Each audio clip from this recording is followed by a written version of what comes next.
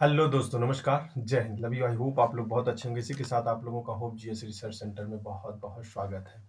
चलिए, इससे पहले आप लोगों ने अर्थशास्त्र के बारे में बहुत अच्छे से पढ़ा और इसके पहले वाली वीडियो पे आप लोगों ने बहुत मस्त तरीके से अपने व्यू भी रखे हैं और बड़ा एंजॉय और उस सफ़र का किया है। होपफुली ये 2 पार्ट में तो मैं बना रहा हूँ, लेकिन आप लोगों को भी मालूम है ये लास्ट वाला पार्ट है और इतने में ही हम लोग पूरा समराइज़ कर देंगे। किसको समराइज़ कर देंगे पूरा टोटल? हम समराइज़ कर देंगे अर्थव्यवस्था को। तो उसमें तो आप लोगों को बहुत अच्छे से योजना के बारे में सिंबल दिया हुआ था। सारा कुछ बातें बहुत अच्छे से आप लोगों को पिरोया था। अच्छा, ये जो रुपए दिख रहा है, चलो मुझे याद आ गया। ये जो रुपए दिया गया है, इस सिंबल को किसने उदय किया था, मतलब बनाया किसने था? तो नाम ही उदय जी था इनका, तो उन्होंने ही बनाया था उदय वाले को। ठीक है ना बेटा? तो उदय नाम ध्यान रखिएगा। सिंबल का किसने उद्घाटित किया था? भैया जी ने ही किया था, उदय जी ने। भारतीय अर्थव्यवस्था के पार्ट 2 में हम लोग सफर करने जा रहे हैं। इससे पहले हम लोग 100 सवाल लगा चुके हैं और उस सफर का आप लोगों ने बहुत तहे दिल से एंजॉय भी किया है। अब यहाँ से हम आगे बढ़ते हैं। कुछ कंटेंट ज़्यादा हो सकता है, शायद उससे वीडियो लंबा हो सकता है, लेकिन अब 4, 5, 6 घंटे में पूरा समराइज करना हो तो थोड़ी बातें आप लोगों को भी माननी पड़ेगी कि सफ़र में दूरी तय करना है और जल्दी तय करना, तो ज़्यादा समय तक बैठने की आदत डालनी पड़ेगी। अभी तो आपको फ़िलहाल 2 घंटे का टाइम टेबल बनाना चाहिए। दिन में कम से कम 1 से 2 बार 2 घंटे एक ही चेयर पे बैठा रहना चाहिए और ध्यान केंद्रित करके पढ़ाई करते रहना चाहिए, जिससे आप एग्जाम हॉल में जब जाएंगे 2 घंटे का बोरियत फीलिंग ना हो। जो 60 मिनट वाला है इसमें तो आपको टाइम ही नहीं मिलेगा, एक्चुअली सही यही मायने। लेकिन जो 2 घंटा वाला है इसमें जो बहुत अच्छा बच्चा होगा ना, मतलब लगाने का स्पीड स्पीड ठीक होगा, जैसे एसएसजीडी वाला लगा देगा जल्दी, तो उसके लिए बड़ा बोरियत सा टाइमिंग हो जाएगी लास्ट। और 150 सवाल हैंडल करना है इसका, समझ लीजिए एक्चुअली 2 गुना सवाल हैंडल करना है इसका, 2 गुना बैठना है आपको। तो सब बात 150 सवाल आपको सॉल्व करने हैं। 80 सवाल इसमें आता है, 160 मान के चलिए, 10 सवाल इधर क्या उधर की बात अलग हो सकती है।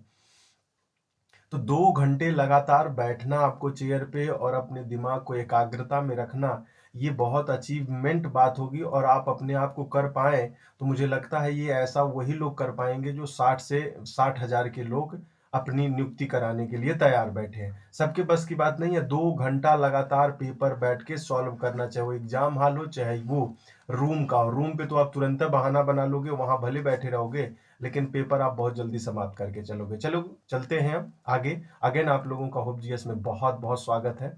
ये अर्थव्यवस्था का पार्ट 2 चल रहा है। इससे पहले पार्ट 1 देख लेंगे तो शायद आपको और बेहतर तरीके से एनालिसिस समझ में आ जाए। 100 सवाल के सफर में हम लोग 200 सवाल के सफर में 100 सवाल अभी लगा चुके हैं। 100 सवाल के सफर में फिर आगे स्टार्ट करते हैं।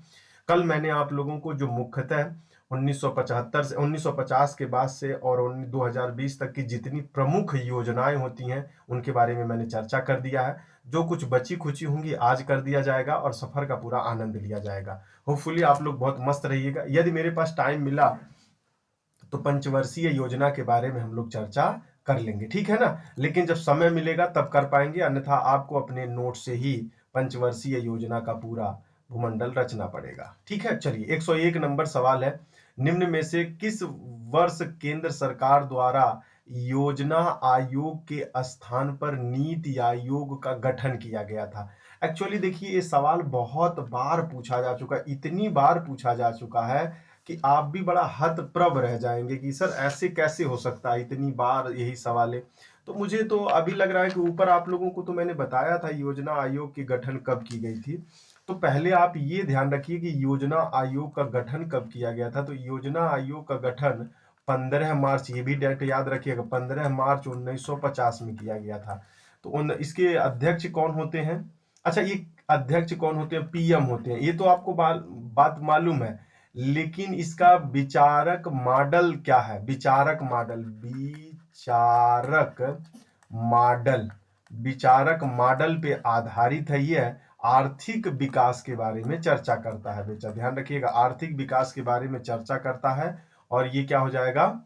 विचारक मॉडल पे आधारित है। यह बात ध्यान रखिएगा, जो आप लोगों ने पंचवर्षीय योजना में कई मॉडल पढ़े होंगे, लेकिन मुझे पूरा भरोसा है कोई ये नहीं बताया होगा कि यह विचारक मॉडल पे है और आर्थिक विकास के लिए है और योजना आयोग को आगे बढ़ाने के लिए यह कार्यक्रम लाया गया था। आगे बढ़े, फिर से देखिए, इसके प्रमुख सदस्य कौन थे, सॉरी, प्रथम उपाध्यक्ष कौन थे, योजना आयोग के प्रथम उपाध्यक्ष कौन थे, तो गुलजारी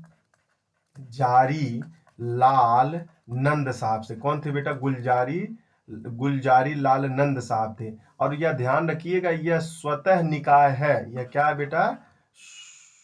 स्वायत्त है। हाँ, स्वायत्त निकाय है। यह कौन सी निकाय है? यह स्वायत्त निकाय, मतलब स्वयं चलती है, कोई विशेष कानून के तहत नहीं बनाया गया है। इसी को कहा जाता है गैर वैधानिक, मतलब वैधानिक कानून नहीं है इसका, गैर वैधानिक, इसीलिए तो विचारिक मॉडल कहा जा रहा है। गैर वैधानिक या संवैधानिक कहते हैं, अतिरिक्त संवैधानिक या गैर वैधानिक या गैर संवैधानिक, इतने नामों से इसको हम लोग क्या करते हैं। कार्य क्या था इनका, तो आप लोगों को तो मालूम होगा। योजना आयोग में प्रत्येक चरण के कार्यान्वयन प्रगति पे रखना था। गुलजारी प्रसाद इसके नंद पहले मंत्री, योजना मंत्री बने हुए थे। और लास्ट में 2026 में मोटंगे अहुलवालिया, ऐसे ही नाम था बेटा उनका, अहुलवालिया नाम था शायद, अंतिम अहुलवालिया साहब थे। और इसके बाद एक गठन और की गई थी, उसको भी बता देते हैं, फिर हम लोग आगे बढ़ जाते हैं। एक गठन किया गया था राष्ट्रीय विकास परिषद, इसका भी नाम लिख लीजिएगा, राष्ट्रीय विकास परिषद। राष्ट्रीय विकास परिषद की गठन कब की गई थी, तो राष्ट्रीय विकास परिषद का गठन अगस्त 1952 में किया गया था। कब किया गया था? 1952 में। इसके भी अध्यक्ष पीएम ही होते हैं, ध्यान रखिएगा, इसके भी अध्यक्ष कौन होते हैं मेरे बच्चे? पीएम होते हैं। इसके भी अध्यक्ष पीएम होते हैं। ये भी संविधान उत्तर है, मतलब गैर संवैधानिक ही है। बातें समझ में आ गई हूं। और इसके अध्यक्ष होते हैं, और केंद्रीय मंत्रिपरिषद के सभी सदस्य इसमें होते हैं।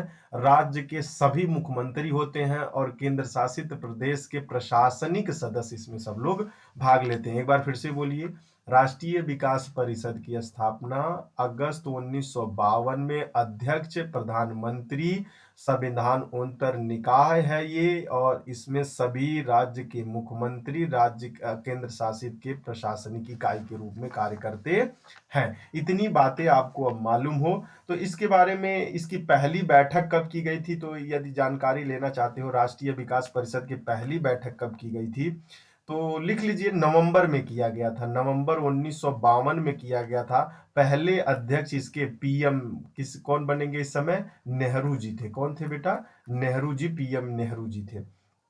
आगे बढ़े हैं, पीएम नेहरू जी थे। तो ये तो आप लोगों को सवाल समझ में आ गया। हाँ, नीति आयोग के बारे में चर्चा कर दीजिए सर। अब नीति आयोग कब बनी थी, तो इससे पहले तो आप लोगों को मैंने बताया था नीति आयोग कब बना, कैसे बना, कब कहाँ कहाँ बनाया गया, ये सब तो चर्चा कर दिया था। 1 जनवरी 2015, याद आ जाए तो ठीक है, न याद आए तब वो भी ठीक है। समझ रहे हैं कि नहीं समझ रहे हैं? तो नीति आयोग का गठन कब किया गया था? 1 जनवरी 2015। तो ऑप्शन नंबर डी हो जाएगा। प्रधानमंत्री इसके अध्यक्ष हो जाएंगे। मेक इन इंडिया, देखिए ये सवाल आपको मैंने लिखा चुका हूं इससे पहले। मेक इन इंडिया की शुरुआत कब की गई थी, बताइएगा एक बार जबरदस्त तरीके से। मेक इन इंडिया का शुरुआत कब किया गया था? मैं कुछ खोज रहा हूँ, मिल नहीं रहा है। मेक इन इंडिया का शुरुआत, हाँ मिल गया। मेक इन इंडिया की शुरुआत कब की गई थी मेरे बच्चों, बताइए अब। अच्छा सवाल है, आपसे ऐसा उम्मीद करते हैं कि आप लोगों को आ रहा होगा। नहीं आ रहा होगा तो पिछले वीडियो को देखिएगा, अन्यथा आप ऐसे यदि करेंगे, बस डायरेक्ट आ जाएंगे क्लास में मुंह उठा के, बस क्लास है क्लास लेते रहेंगे, भाई तो लेते रहिए, इससे कोई फायदा वैदा होने वाला नहीं है। बराबर कम से कम 3-4 बार 5 बार 10 बार जब क्लास देखेंगे, तब आपको समझ में आ जाएगा कि बस यही यही चीजें याद करनी थी। तो यह 25 सितंबर 2014 को मेक इन इंडिया की शुरुआत की गई थी। निम्न में से किस योजना का उद्देश्य नए आविष्कार और नई प्रौद्योगिकी क्षेत्र में अग्रणीय घरेलू कंपनियों की पहचान कर उन्हें विश्व में सर्वोत्तम बनाना था? मान के चलिएगा कि उत्तर प्रदेश पुलिस ऐसे सवालों के साथ अपने आप को जीवन यापन करने में बहुत ही अच्छी है। तो बताइएगा, 104 नंबर सवाल का जवाब देंगे तो कौन सा हो जाएगा मेरे बच्चे? जल्दी करिए, कौन सा योजना हो जाएगी इसके बारे में आप लोग पढ़े होंगे। तो इन्वेस्ट इन्वेस्ट इंडिया तो हो नहीं सकती। स्किल इंडिया की बात करें, स्टार्टअप का हो नहीं सकता। मैक इन इंडिया, मैक मतलब बनाना ही होता है, और इसी मैक का पूरा परिभाषा है। और इसको शुरुआत कब किया गया था, देखिए तालमेल बैठा के पूरा सवाल पूछ दिया गया, पूरी बातें बना दी गई हैं। आगे बढ़िए, निम्न में से किस जिले में प्रधानमंत्री नरेंद्र मोदी ने वेब पोर्टल साथ स्टैंड अप इंडिया योजना लॉन्च किया। पिछले वाले वीडियो में जाएंगे, मैंने चर्चा कर दिया इन सब के बारे में। अभी मत कहिएगा कि सर ये सब के बारे में चर्चा करें, भाई सब के बारे में चर्चा करते रह जाएंगे तो फिर आगे क्या करेंगे, ठीक है ना। तो चलिए, ये सब आगे हमने चर्चा कर चुका है, तो आगे वाले में जाइए और अपने आप को थोड़ा सा क्या करिए, सहजता के साथ अपने आप को बैठाइए। जल्दी करिए, क्या लगाएंगे आप लोग इसका, देखता हूं कितने लोग सही जवाब देने के लिए तैयार हैं। जल्दी करिए, जल्दी करेंगे तो जल्दी बढ़ेंगे। क्या आएगा, नयोडा है बेटा, नयोडा। कहाँ चला गया, निम्न में से स्टैंड अप इंडिया योजना लॉन्च की गई थी, और पूछा गया स्टैंड अप इंडिया योजना लॉन्च की गई थी, तो ये निम्न में से स्टैंड अप इंडिया योजना कब लॉन्च की गई थी, डेट भी बता लो आप लोग। डेट तो आप लोगों को पहले ही मैंने बता दिया है बहुत अच्छे से। अब वो भी नहीं याद कर पा रहे हो कल वाली बात, तो फिर आपको कौन समझाएगा भाई। थोड़ा समझ लिया करो, समझने से पहले थोड़ा बहुत अपनी बातों को बढ़ा लिया करो, ठीक है। क्या हो जाएगा फिर ये बताइए, निम्न में से कब स्टैंड अप इंडिया योजना लॉन्च की गई थी। 106 नंबर सवाल का जवाब दीजिए भाई, जल्दी करिए। 2016 में किया गया था। स्टैंड अप इंडिया कब की गई थी, 2016 में किया गया था। कहाँ से शुरू किया गया था, नोएडा से। पूरा लिखना चाहते हो तो आप लिख सकते हो 5 अप्रैल, लिखा दिया हूं ऐसे, 5 अप्रैल 2016 को। कहाँ से शुरू किया गया था, तो आप लोगों को तो पहले ही बता दिया, नोएडा से शुरू किया गया था, ठीक है ना। तो सब बातें याद रखिएगा, ऐसे ही सवाल आएंगे तो फिर आप ये मत कहिएगा कि सर बड़ी गजब हो गया, गजब ढा गया है। चलिएगा आगे बढ़े, स्किल इंडिया के बारे में बात कर दें। स्किल इंडिया किसके द्वारा शुरू किया गया है, ये भी बता दिया है मैंने। स्किल इंडिया, स्किल इंडिया पिछले क्लास में जाइए, आप लोगों को सब कुछ नोट्स मिल जाएगा वहां पे। स्किल इंडिया की बात करें तो कौशल विकास उद्यम मंत्रालय के द्वारा जारी किया जाता है, अच्छी बात है। प्रधानमंत्री कौशल विकास योजना की शुरुआत कब की जाती है, देखिए ये भी सवाल आपसे है। प्रधानमंत्री कौशल विकास योजना की शुरुआत कब की जाती है, तो बताइएगा। कौशल विकास उद्यमशीलता मंत्रालय के द्वारा तो किया जाता है, कब किया गया था, तो ध्यान रखिएगा 2015 में किया गया था, अगस्त 2015। ऊपर मंत्रालय लिखा हुआ है, योजना लिखी गई है, उसका डेट लिखा गया है। तो ध्यान रखिएगा ये कितने हजार रुपए का आवंटन किया था, तो 200 करोड़, 2000 करोड़ था शायद, हाँ 2000 ही करोड़, 2000 करोड़ था, और 60 लाख लोगों को रोजगार देने की बात इसी में कही गई थी। तो ये सब बातें याद रखिएगा, ये सब बातें याद रखिएगा। स्टैंड अप इंडिया कार्यक्रम की शुरुआत कब की गई थी, स्टैंड अप इंडिया की शुरुआत कब की गई थी, देखिए स्टैंड अप इंडिया की शुरुआत कब की गई थी, तो चलिए बताइए। अब आप लोगों को तो पहले से ही मालूम है, stand up India, stand up India की शुरुआत कब की गई थी, जल्दी करिए। स्टैंड अप इंडिया की शुरुआत कब की गई थी, स्टैंड अप इंडिया की शुरुआत 16 जनवरी 2016 को की गई। देखिए स्टैंड अप, देखिए ये कितने हैं, make in India, invest India, stand up India, startup India, skill India. तो इन सब बातों को देखिए, कंफ्यूजन मत रखिएगा, नहीं तो फिर आप सवाल गलत कर जाएंगे, और पूछता तो भाई साहब यहीं से सवाल नहीं है। यदि योजना की बात करें तो उसको भी मालूम है यहाँ कंफ्यूजन सा जगह ज्यादा है, और इनसे पूछ लिया जाए और कहेंगे हम तो बहुत पुराना सा सवाल पूछ रहे हैं, तभी भी ये सब लोग नहीं बता पा रहे हैं। तो प्रधानमंत्री नरेंद्र मोदी ने देश में पहले भारतीय कौशल संस्थान की आधारशिला उत्तर प्रदेश में किस जिले में रखी थी, लो भैया एक और बात आ गया। तो उत्तर प्रदेश में, ये तो बातें मैंने ऊपर चर्चा किया था शायद, हाँ हाँ कर चुका हूं मैं पिछले क्लास में। 19 दिसंबर, हाँ 19 दिसंबर 2016, 16 यूपी में कानपुर में किया गया था। ये बात आपको मालूम हो तो मुझे लगता है कि आपसे बेहतर कोई नहीं जानता है, कानपुर में किया गया था। आगे बढ़े, कृषि निर्यात नीति 2018 का लक्ष्य 2022 तक भारत की कृषि निर्यातक में यूएस डॉलर तक बढ़ाना है। कितने यूएस डॉलर तक बढ़ाना है, देखिए आप भले कह दीजिएगा कि ये वाला सवाल एसएससी जीडी में ना आए तो मैं मानने को तैयार हूं, लेकिन आप ये कह रहे हो कि यूपी पुलिस में नहीं आएगा, तो मैं यह बात आपका इतनों बस मानने को तैयार नहीं। इतना तो बहुत ज्यादा होगा, इसका कम से कम करोड़ों पार्टिकल भी तोड़ दिया जाए, माइक्रो में कर दिया, तब वो मैं मानने को तैयार नहीं हूँ, क्योंकि उत्तर प्रदेश को ऐसे ही सवालों के साथ बहुत ज्यादा बेपनाह प्यार है। इंतजार तेरा ही था, क्योंकि प्यार भी तुमने ही किया था। तो इस सवाल का जवाब दीजिए तो बड़ा अच्छा है। चलिए जल्दी करिए, अच्छा सवाल है तो अच्छे के साथ अच्छे को रखिए। ट्रिपल एक है तो ट्रिपल एक में क्या लगा सकते हो, तो 60 बिलियन से अधिक करने की कल्पना की गई थी। 60 बिलियन से अधिक तो 70 बिलियन से कम रहा होगा, तो 70 बिलियन से ज्यादा तो कर नहीं सकते, मतलब जीडीपी बढ़ जाएगी, इतना था।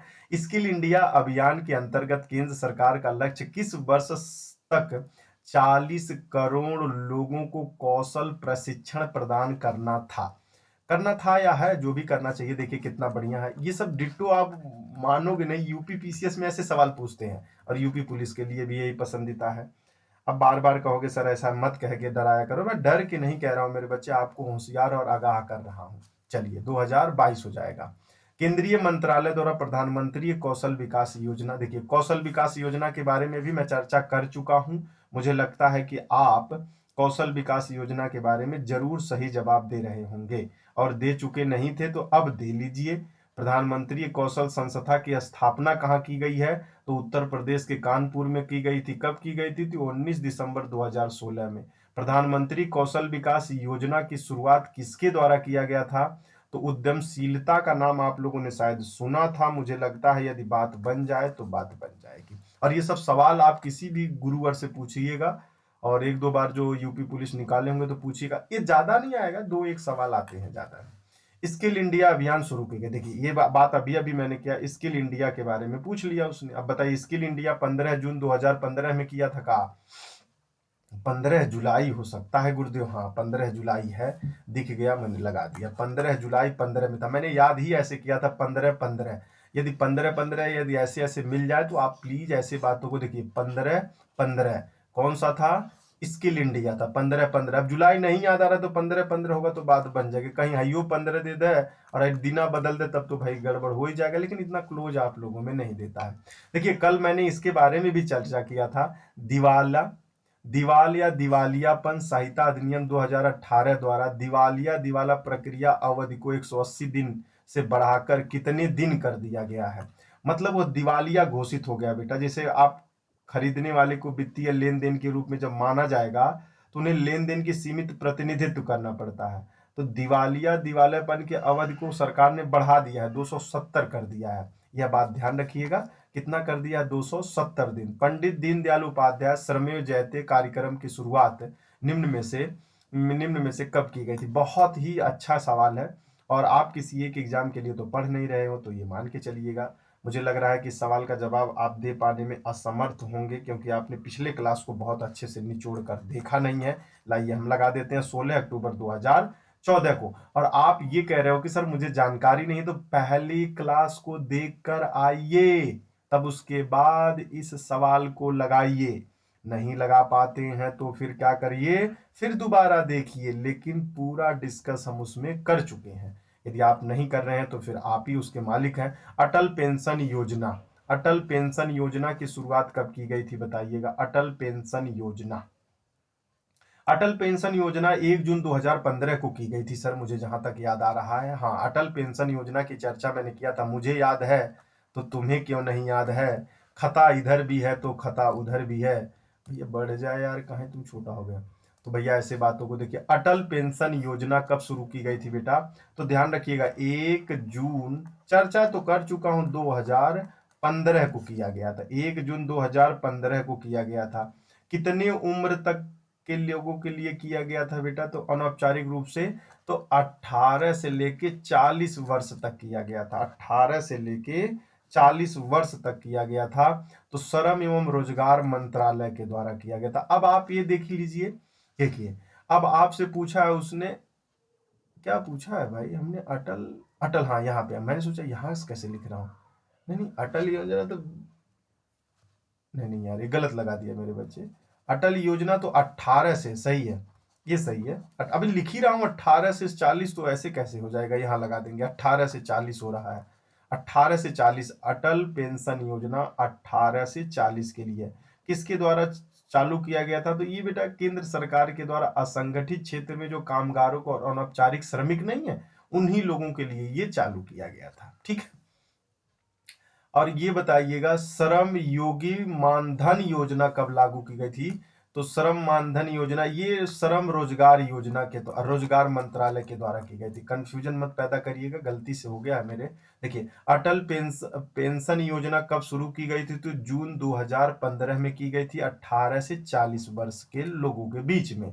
असंगठित अनौपचारिक लोग जो काम कर रहे हैं, श्रमिकों के लिए किया गया था। 1 जून 2015, 18-40, तो 18-40 लगा दिए तो बात कंफर्म हो गई। तो मंत्रालय के बारे में पूछ रहा, प्रधानमंत्री श्रम योगी मानधन योजना किस मंत्रालय के द्वारा जारी किया जाता है? तो श्रम मानधन योगी मानधन योजना इनके द्वारा शुरू किया जाता है। किसके द्वारा? श्रम रोजगार मंत्रालय के द्वारा। अच्छा सर, ये कब लागू किया गया था? ये वाले के बारे में चर्चा कर दें।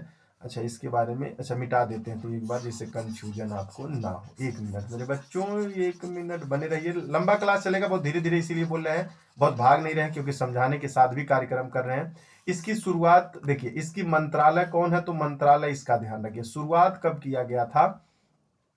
ये भी 18 से 40 वर्ष के लिए है बेटा, ध्यान रखिएगा। कितने वर्षों के लिए है? मानधन मतलब धनन होता, 18 से 40 वर्ष के लिए ये भी था। इसकी भी बात याद रखिए।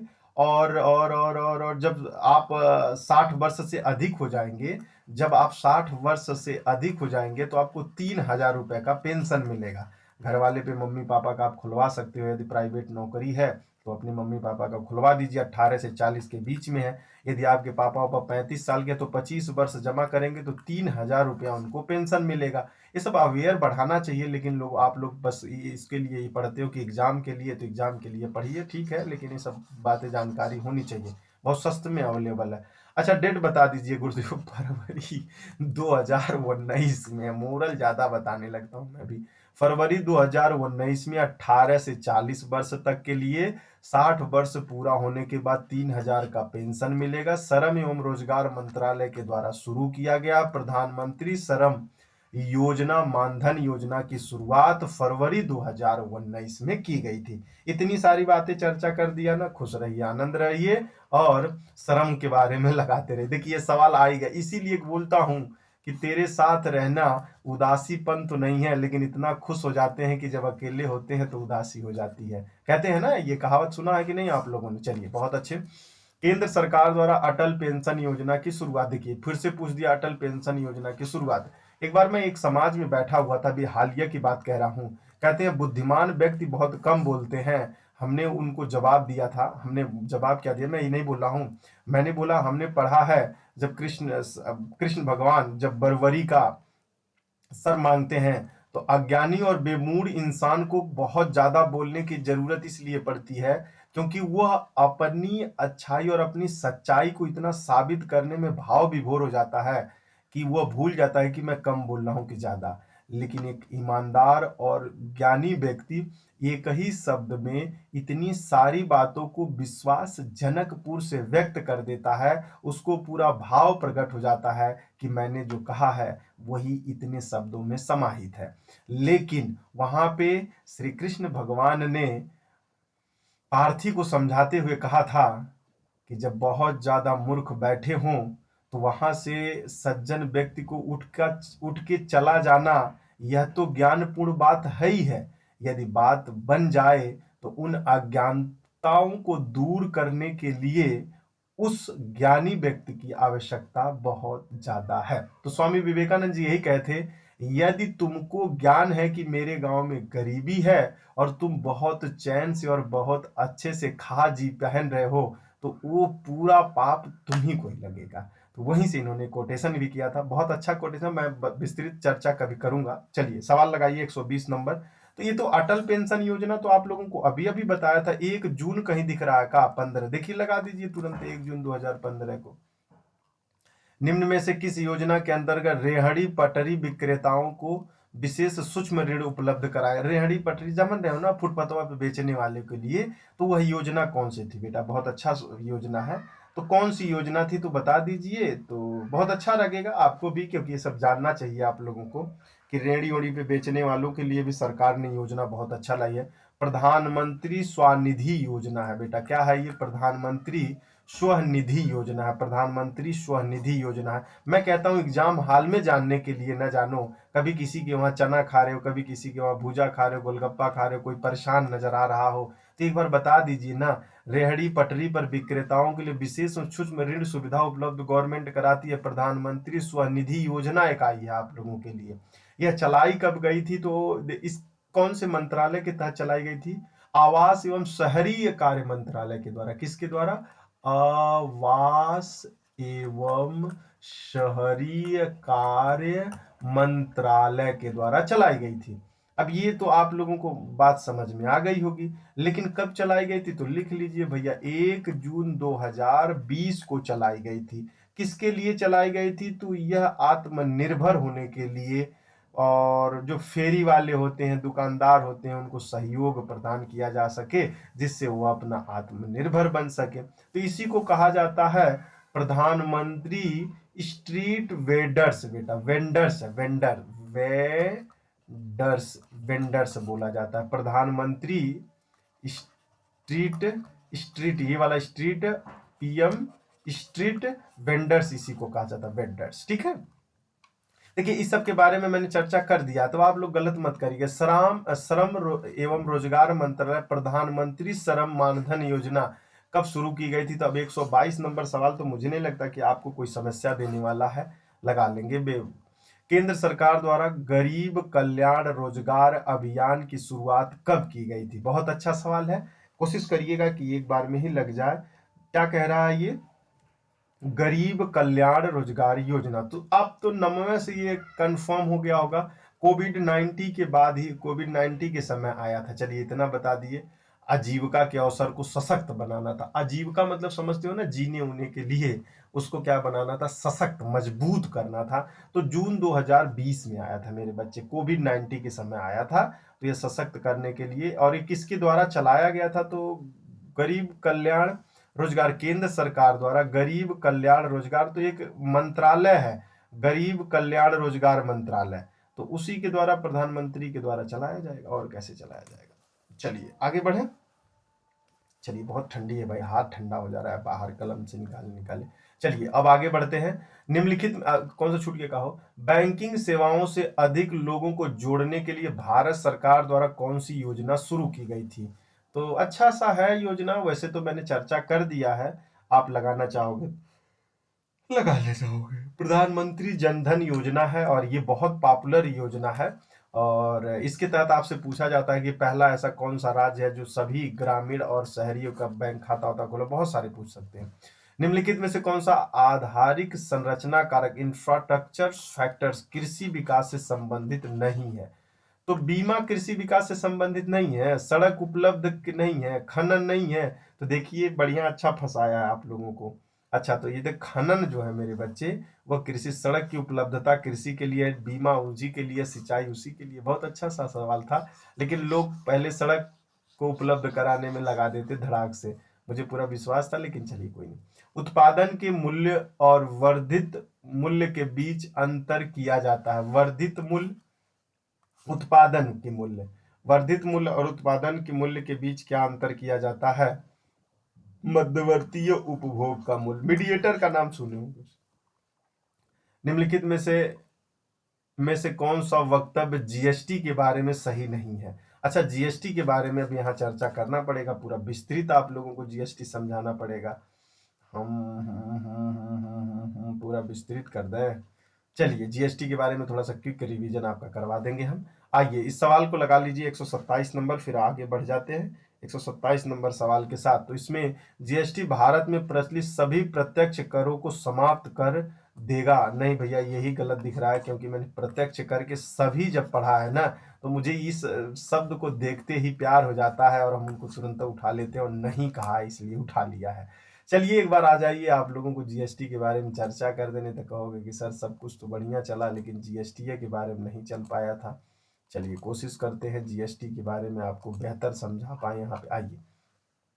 अच्छा, जीएसटी वस्तु एवं सेवा कर जानते हैं कि नहीं? वस्तु एवं सेवा कर, ये तो आप लोगों को मालूम ही होगा। अच्छा, ये लाया कब गया था तो आप लोगों को मालूम होना चाहिए, 1 जुलाई 2017 को लाया गया था। लेकिन एक राज्य को छोड़ के लाया गया था, उसका नाम है J&K नाम था। ये बात आपको मालूम हो, J&K था। ये कौन सा कर है मेरे बच्चे? ये अप्रत्यक्ष कर है। अच्छा, प्रत्यक्ष कर अप्रत्यक्ष कर की खोज वोज किसने किया था, कब आधारित है? और मिश्रित अर्थव्यवस्था, आप लोग कमेंट सेक्शन में यदि बता दें मिश्रित अर्थव्यवस्था के जननायक कौन है भारत में, तो मैं मान जाऊंगा कि आपको बहुत भारत में मिश्रित अर्थव्यवस्था के जननायक। प्रत्यक्ष कर क्या होता है? तो प्रत्यक्ष कर होता है जो एक व्यक्ति यहाँ खड़ा हो जाएगा, एक व्यक्ति यहाँ खड़ा हो जाएगा, एक व्यक्ति यहाँ। भाई सरकार है ना मेरे लल्ला, तो ये क्या करेगा, पैदा करेगा और वहीं पे अपना उत्पादन पैसा जोड़ देगा और कहेगा कि सरकार के द्वारा जोड़ा जाएगा, कर लगा देगा, कुल जोड़ जाड़ के कह देगा। जैसे 20 रुपया का उत्पादन हुआ, बोलेगा 5 रुपया टैक्स लगा दिए, ये सबुनिया का दाम हो जाएगा 25 रुपया। तो ये क्या करेंगे, अब हम खरीदेंगे, ये भैया खरीदेंगे तो यह जाएगा डायरेक्ट सरकार के खाता में। जब भाई वसूल लेगा तो यही जीएसटी कहेगा हमको जीएसटी भरना हर साल में। तो कितना लाख रुपया कमाया, 50 करोड़ 200 करोड़ कमाया, तो उसी पे वह जीएसटी लगा के भर देगा, बोलेगा इतने का रुपए का सामान था, इतना हमने सप्लाई किया, इतना पैदा किया।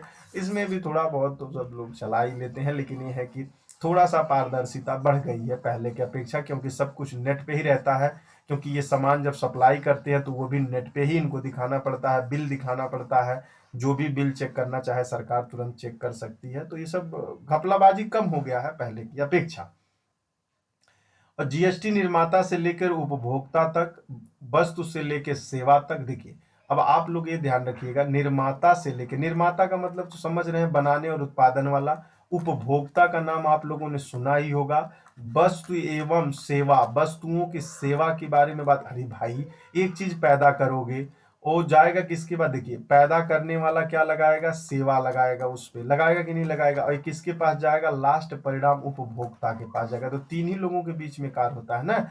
सेवा में वितरण उतरण सब आ जाते हैं, बस इतना घटक तीन ही होते हैं। वैसे यहाँ तक आने के लिए केवल एकल कर होता है, एक ही कर होता है। इसका फायदा क्या है सर, सभी राज्यों में एक ही कर हो जाएगा। जब मैं आर्मी में था, मैं जो साबुन हम लोगों को 28 रुपया में यूपी में मिलता था, मतलब एक मात्रक बता रहे हैं, मुझे इतना आइडिया नहीं आ रहा है। तो ये यूपी वाला साबुन यदि हम दिल्ली उल्ली में जाके लेते और कहीं लेते तो यही साबुन हम लोगों को 19 रुपया में पड़ता। तो ऐसे ये जीएसटी का राज्य के अनुसार है, वैट उसको कहा जाता था। वैट अलग अलग लगते थे, राज्य के हिसाब से लगते थे। ठीक है, आगे बढ़े। केंद्रीय जीएसटी अधिनियम आप लोगों को तो मालूम ही होगा, मुझे नहीं बताने की जरूरत पड़ती है। और आगे बढ़े अफसर, आगे बढ़िए। अच्छा, इसमें जीएसटी में कितने स्लैब, कितने प्रकार के कर हैं? तो 5 प्रकार के कर होते हैं। कितने प्रकार के? 4 प्रकार के। 5%, 12%, 18% और 28%।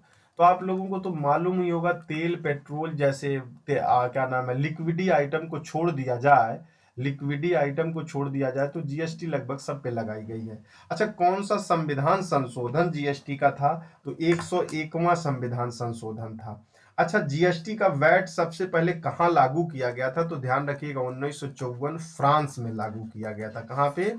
1954 में फ्रांस में। जीएसटी का काम 1998 से अपने देश में चल रहा था। अब ये मत समझिएगा कि पहला कोई उत्पत्ति आया 2000 में मोदी जी लाए तुरंत सॉल्व कर दिए थे। हर चीज मोदी ने ही किया है ऐसा नहीं है। ये सब हर पुरानी परंपराओं भारतीय संविधान के तहत लाई गई थी, उन्हीं सब चीजों को इन्होंने बहुत अच्छे से समराइज किया है, तो लागू करने में सक्षम हो पाए। ठीक है, आइए।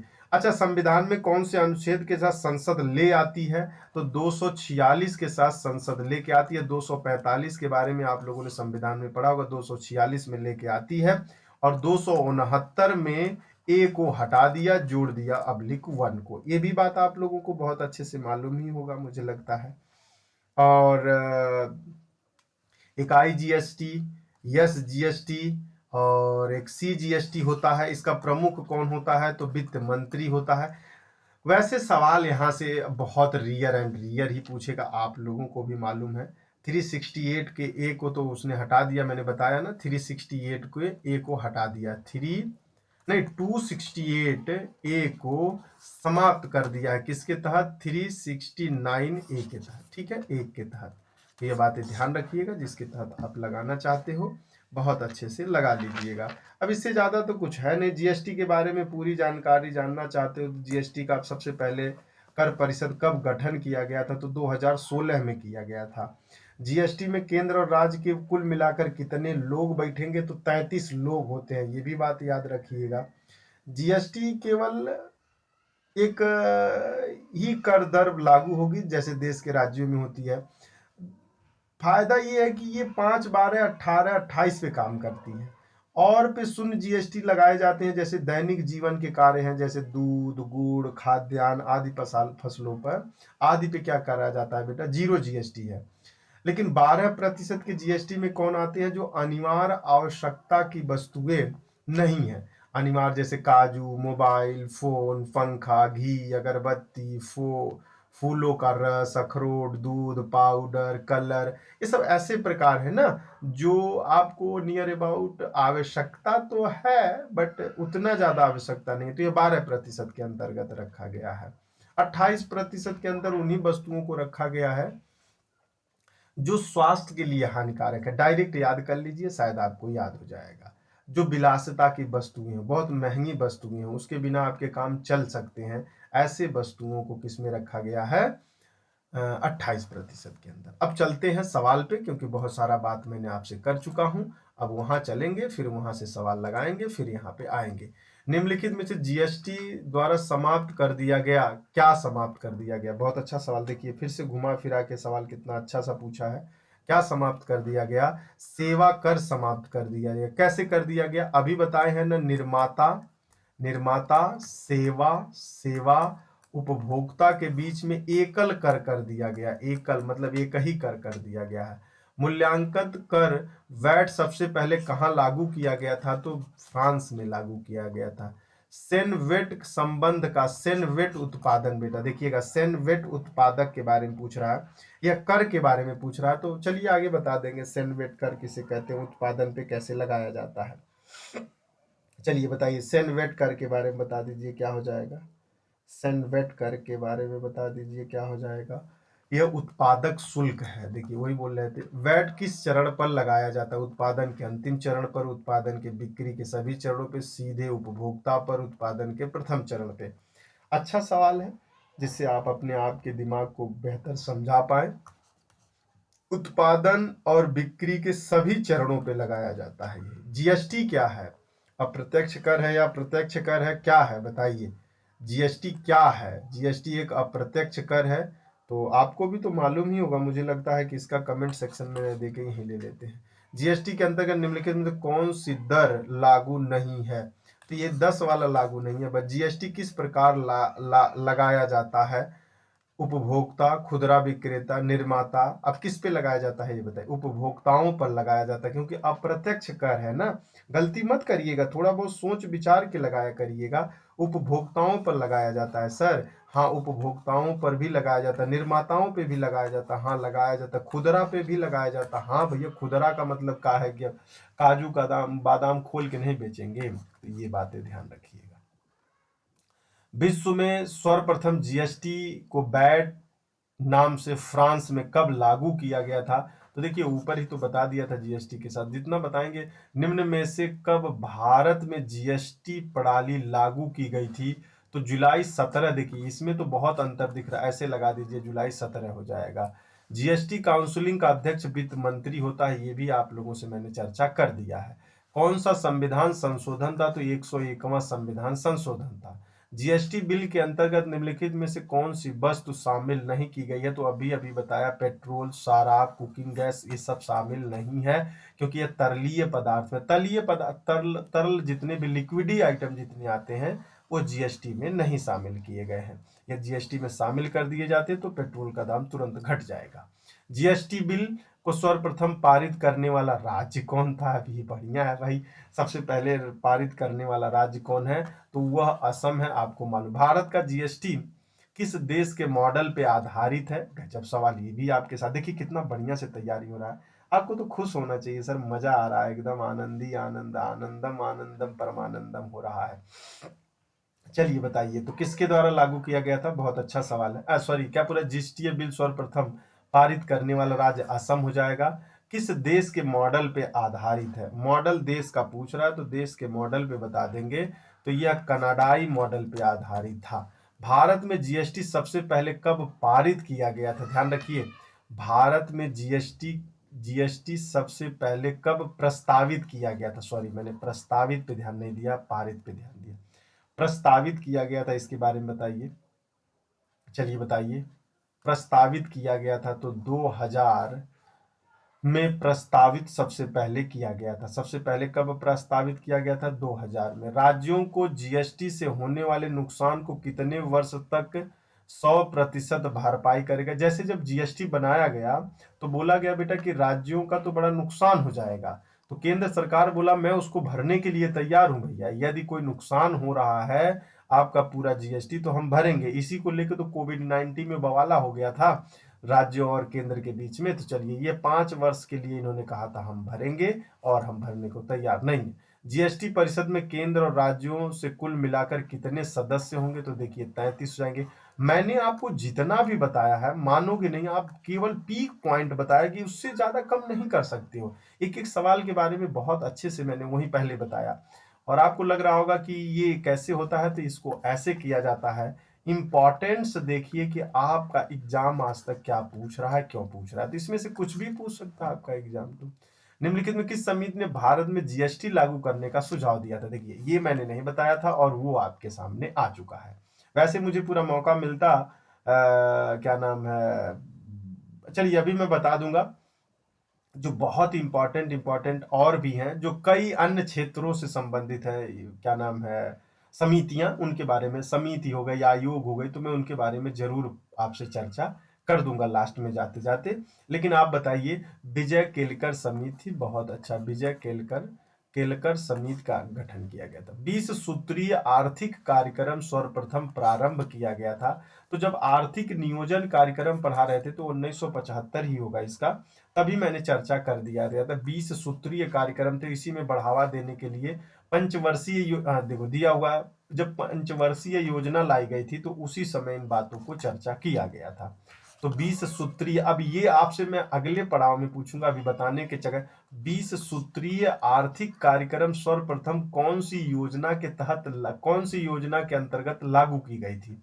अब आपको मालूम होना चाहिए 1975 में कौन सी योजना चल रही थी, तो आप बहुत अच्छे से, चलिए एक बार आप लोग पूरी योजनाओं के बारे में जवाब दे दीजिए, फिर उसके बाद देखता हूं यदि फुलफिल नहीं होगा तो मैं योजनाओं के बारे में चर्चा कर दूंगा। भाई बार बार यही एक छूटेगा और पूछता एक सवाल जरूर है, तो हम कोशिश करेंगे चर्चा कर दें।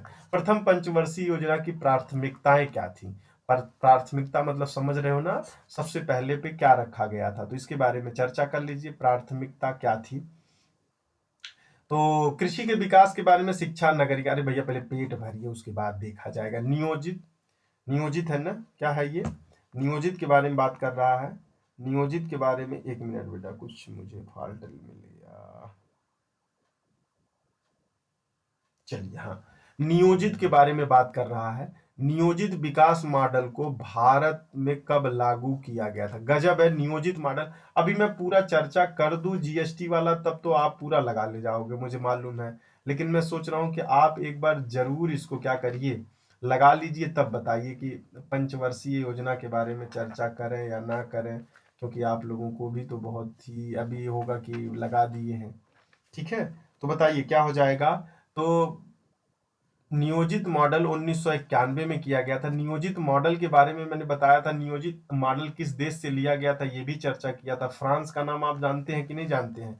वहीं से तो लिया गया था नियोजित मॉडल के बारे में।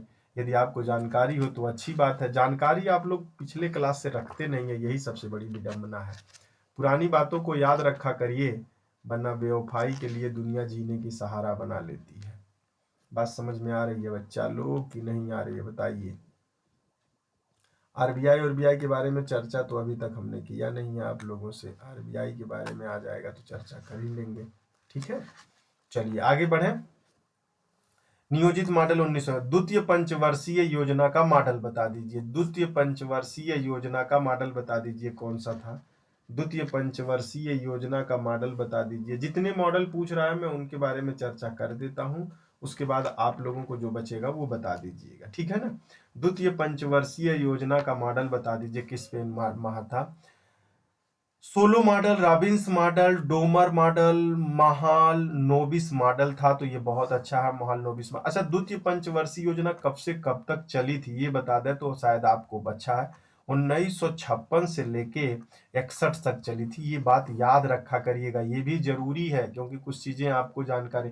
अच्छा, मुख्य उद्देश्य क्या था, मुख्य उद्देश्य इसकी जानकारी रखिएगा, बस डेट मत याद कर लिए। द्वितीय पंचवर्षीय योजना महालनोबिस मॉडल पे आधारित थी, 1956 और 1961 में लाई गई थी। उद्देश्य क्या था इसके बारे में जान लीजिए, जानना समाजवादी समाज की स्थापना करना था। समाजवादी समाज का स्थापना करना था, समाजवादी समाज का स्थापना करना था। रोजगार में वृद्धि करना था, रोजगार में बहुत ज्यादा वृद्धि करना था।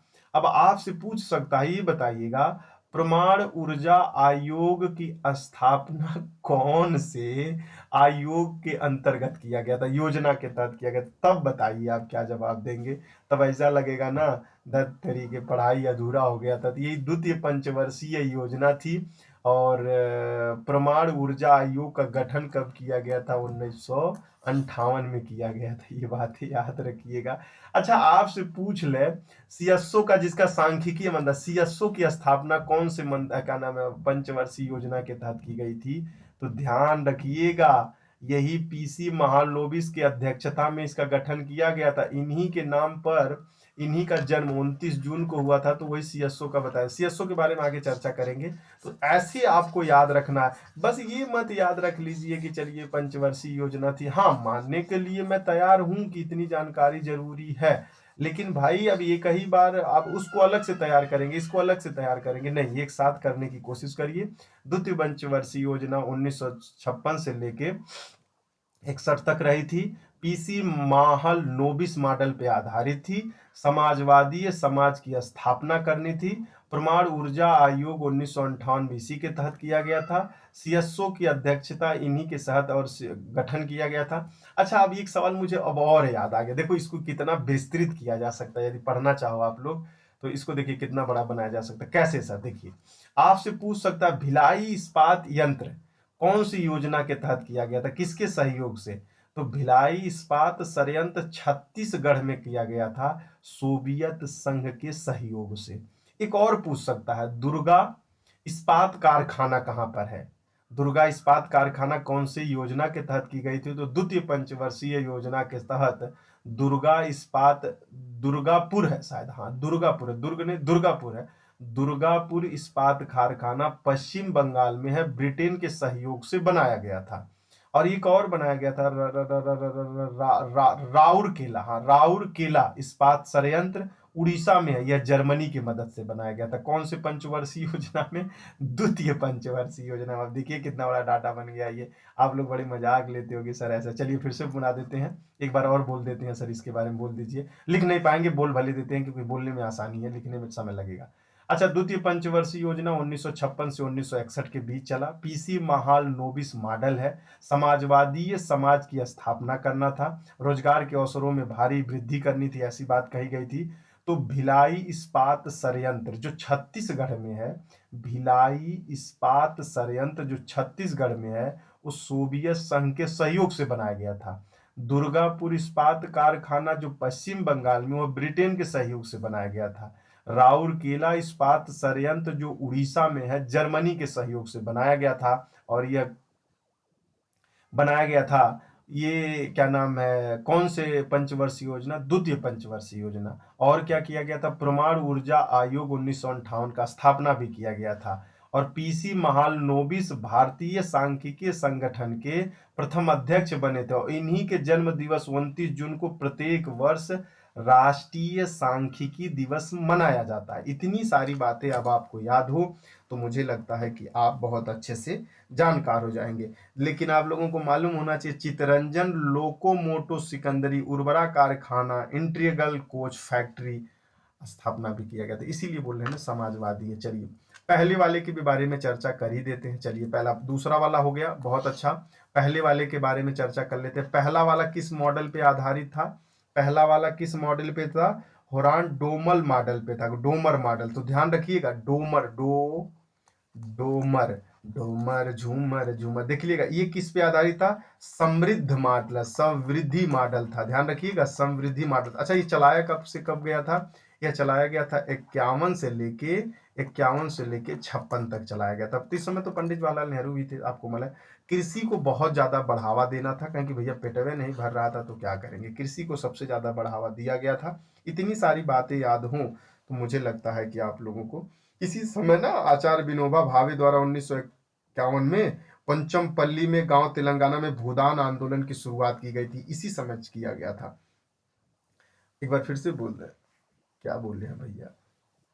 योजना आयोग के तहत, हाँ, 1991-56 के बीच में ही 1951 में पंचमपल्ली गांव में तेलंगाना से भूदान आंदोलन किसने चलाया था? तो विनोबा भावे ने चलाया था। ये बतिया याद रखिएगा जिससे आप लोगों को जानकारी हो। अच्छा, सामुदायिक विकास कार्यक्रम कब चलाया गया था?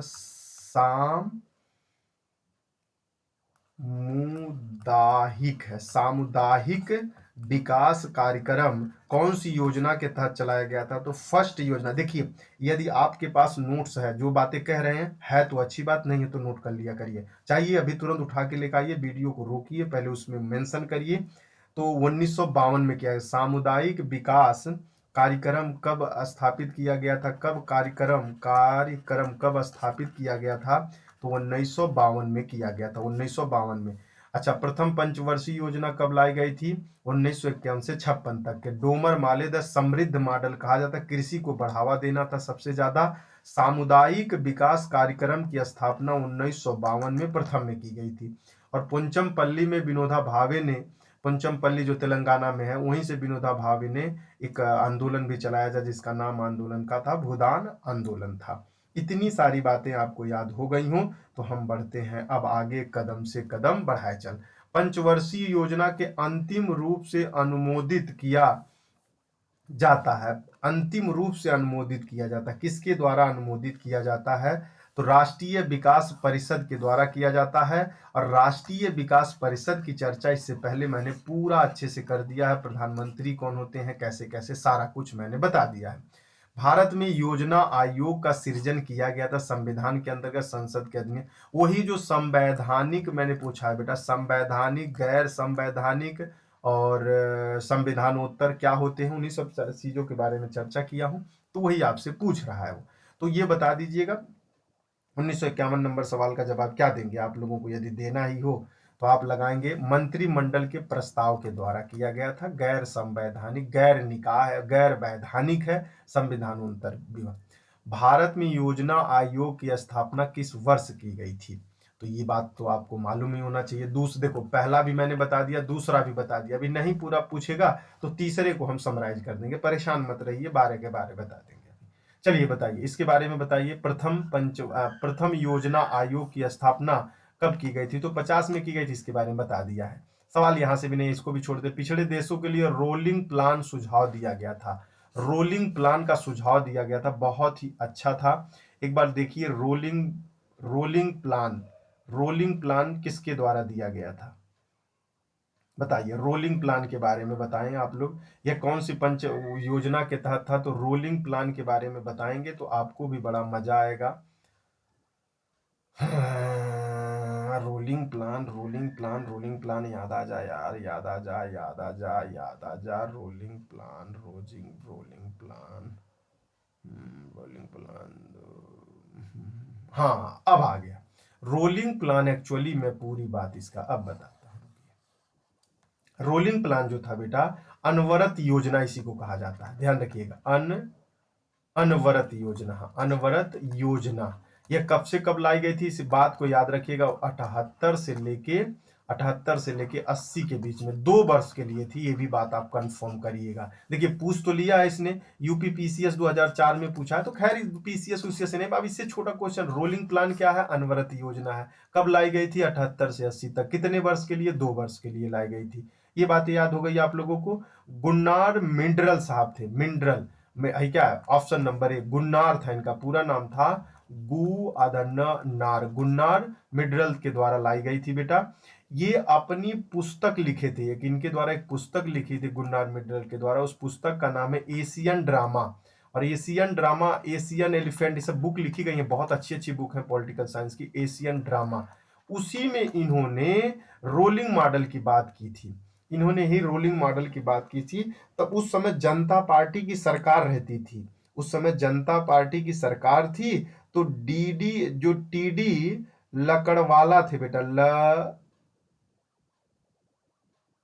हाँ लकड़ा वाला, हाँ उन्हीं का नाम था टीटी, उनका नाम था टी डी लकड़ा वाला, हाँ लकड़ा वाला, टीडी लकड़ा वाला। फिर से मैं बताता हूँ आपको पूरा प्लान, एक बहुत अच्छा प्लान था गवर्नमेंट के द्वारा। यदि इकोनॉमिक्स की बात की जाती है तो बहुत बार रोलिंग प्लानिंग था, इसी को अनवरत योजना कहा जाता है। 1978 से 80 में 2 वर्ष के लिए लाया गया था। इसका प्रतिपादन किसने किया था? तो गुन्नार मिडरल साहब द्वारा किया गया था। इनकी एक पुस्तक है एशियन ड्रामा, उसी में यह शब्द मिला था। उस समय जनता पार्टी की सरकार थी, तो टीडी लकड़ा वाला साहब का ही योगदान बहुत ज्यादा था, उन्होंने ही लागू कराया था। बस देश में कौन सी 3 वर्षों की अवधि को योजना अवकाश के रूप में जाना जाता है? एक्चुअली उस समय लड़ाई बहुत ज्यादा चली थी और देश में क्राइसिस भी आ गया था, और परिणामगत ये हुआ था कि शीत युद्ध भी उस समय समाप्त हो गया था। भारत में बहुत बड़ी विडंबना आ चुकी थी। यदि आपको इतनी बातें समझ में आ जाए तो योजना अवकाश के बारे में आपको जानकारी मिल जाएगी। उसी समय आर्थिक योजना का व्यापक रूप से जारी किया गया था। 1990 में लेके बेटा दिया कि नहीं, देश के 3 वर्षों की अवधि योजना अवकाश, 3 वर्ष के लिए योजना। वार्षिक योजना की समस्या अवधि बताइए, ये पूछ रहा कुछ और है। चलिए बताइएगा। तो ये 1966 से 69 तक था, क्योंकि 1962 में क्या था बेटा? युद्ध हुआ था। फिर 1965 में भी युद्ध हो गया था। 1966 में बहुत बड़ी आपदा, बाढ़ उड़ा गई थी, जिसके कारण से वह सत्तग्रस्त विरस्त निरस्त कर दिया गया था। बात समझ में आ रही है कि नहीं आ रही है? फिर आगे बढ़े। तो 1966 और योजना, इसी 1966 और 69 को योजना अवकाश योजना कहा जाता है। इनमें 3 वर्षीय योजना थी, इसीलिए किया गया था क्योंकि चीन 1962 में युद्ध भी किया था, 65 में भी युद्ध हो गया था, वित्तीय कमजोर हो गए थे। 66-67 में नई कृषि नीति को अपनाया गया, जिसको हरित क्रांति कहा जाता है। हरित क्रांति के बारे में चर्चा कर चुके हैं, तो उसी सब को लेके तो योजना अवकाश कहा जाता है इसको, ठीक है ना? जो मैं कह रहा था, एक योजना अवकाश और थी, एक योजना अवकाश थी बेटा, वो यदि दे दे इसी में दे दे एक योजना अवकाश, तो देखिए एक योजना अवकाश तो ये वाले को भी कहते हैं। एक योजना अवकाश 1990 और 1992 को कहते हैं, ये ध्यान रखिएगा। 2 योजना अवकाश थी, ये बात हमें बताने की जरूरत में समझ रहा था। चले अब आगे बढ़े। चलिए तृतीय के बारे में बात करते हैं। वार्षिक योजना की समय अवधि कितनी होती थी? वार्षिक योजनाओं की समय अवधि कितनी होती थी? तो इसके बारे में चर्चा कर रहे हैं, तो बताइए कितनी होती थी? तो 90 से 92, यही तो पूछा। वार्षिक योजनाएं के समय अवधि अवकाश योजना 1990, यही तो। गरीबी हटाने के लिए पहली बार योजनाओं पे जोर दिया गया था। देखिए उद्देश्य से पूछ लिया, अभी तक आपको केवल मॉडल और नाम मालूम था, लेकिन उद्देश्य से सवाल पूछ रहा है। 157 नंबर सवाल का जवाब दीजिए।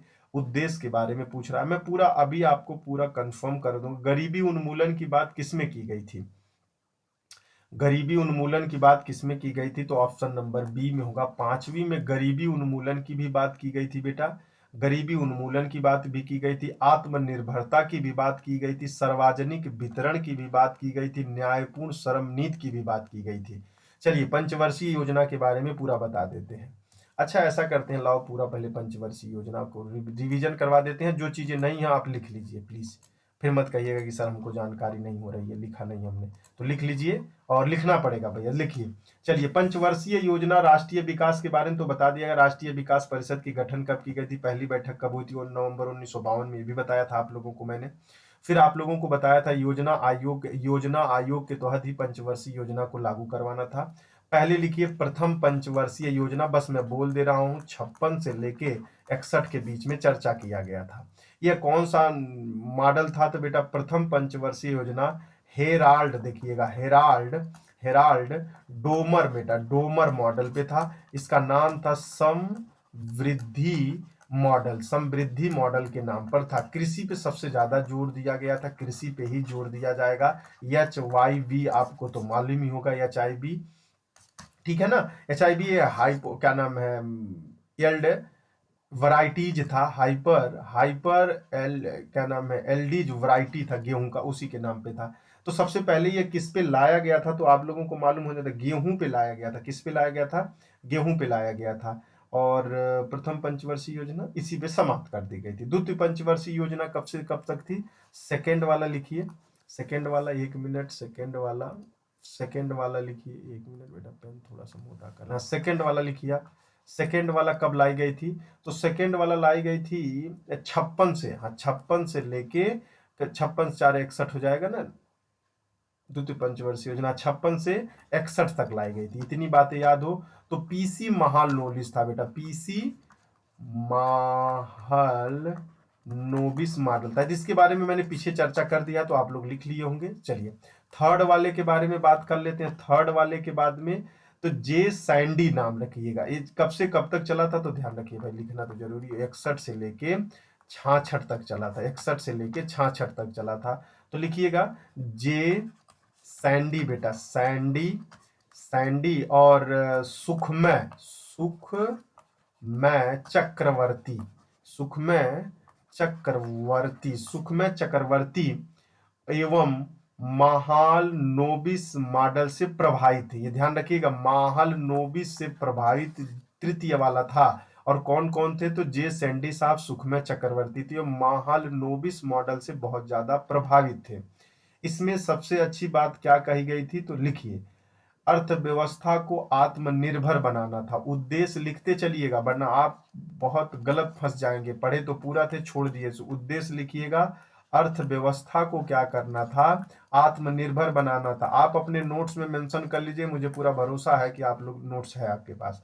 आत्मनिर्भर बनाना था, स्वतः स्वतः स्फूर्त अवस्था लानी थी, स्वतः स्फूर्त अवस्था अवस्था तक पहुंचना था, ऐसा लिख लीजिए, तो शायद पहुंचना था, स्वतः स्फूर्त अवस्था तक आपको पहुंचना था। इतनी सारी बातें। अब बोकारो कारो की बात करें ना, तो इसी योजना के तहत सोवियत संघ ने बोकारो, झारखंड में बोकारो आयर एंड स्टील इंडस्ट्री की स्थापना की थी। तो लिखना चाहे तो लिख सकते हैं 1964 में ही, किसके द्वारा, यूएसएसआर के द्वारा। बोकारो, बोकारो कहाँ पे है, झारखंड में, बोकारो, बोकारो झारखंड में।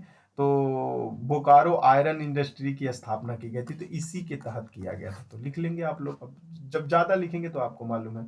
योजना अवकाश के बारे में तो चर्चा कर ही दिया है। योजना अवकाश के बारे में यदि चर्चा करें तो ये 66 से लेके 69 तक था। ये तो आप लोगों को मालूम होगा। कारण क्या था, कारण क्या था, तो ये अवकाश क्यों लिया गया था, तो ध्यान रखिए, 1962 में युद्ध हुआ था पाकिस्तान से, 1965 में युद्ध हुआ था। कृषि की आर्थिक नीति एक नई नीति लाई गई थी, कृषि की एक नई नीति लाई गई थी। जो नई नीति लाई गई थी वो कौन सी थी, हरित क्रांति। अच्छा, हरित क्रांति संपूर्ण भारत में कब लागू किया गया था, यह बात आपको मालूम है। संपूर्ण भारत में 1966 में लागू किया गया था। लेकिन पहली बार कब लागू किया गया था, तो देख लीजिएगा मूर्ख लोग, 1960 में 7 राज्यों में केवल जानकारी के लिए लागू किया गया था। यह बात ध्यान रखिएगा। हरित क्रांति कब लागू की गई थी, तो 1966 में संपूर्ण भारत में लागू की गई थी। लेकिन संपूर्ण, लेकिन 7 राज्यों में 1960 के में लागू किया गया था। यह बात कंफर्म रखिएगा। चतुर्थ के बारे में बात कर लिया जाए गुरुदेव, चतुर्थ के बारे में, हाँ तो कर लीजिए भैया। फोर्थ के बारे में बात करें तो फोर्थ 1969 से लेके 1974 74 हो जाएगा मेरे बच्चे, क्या हो जाएगा 1974 के बारे में। ये इतने समय लाई गई थी। ये किस पे थी? तो अशोक रुद्रा साहब थे, अशोक रुद्रा साहब थे। और एक और भी थे इसमें, गन्ने नाम आ रहा है, मन्ने नाम था, हाँ मन्ने, मन्ने नाम है बेटा, उसके आगे में पता नहीं यस भी पता नहीं क्या लगाते हैं। तो अशोक रुद्रा और मन्ने साहब थे, माने माने सॉरी माने, हाँ, लिखे तो सही है, माने साहब थे। और इस योजना का प्रारूप किसने तैयार किया था बताइएगा? इस योजना का, हाँ प्रारूप ही है, प्रारूप किसने तैयार किया था? तो लिख लीजिएगा, इस योजना का प्रारूप तैयार किया था D.R. गाडगिल साहब थे। D.R.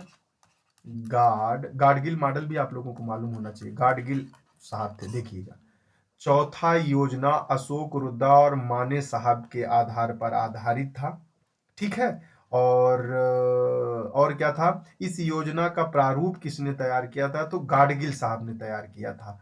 ओपन कंसिस्टेंसी मॉडल पे आधारित था। अब यह कौन सा मॉडल था? इस मॉडल का नाम लिख लीजिए, ओपन लिखिए, पूरा लिखना पड़ेगा इसको, मुझे मालूम है आप नहीं लिखेंगे। ओपन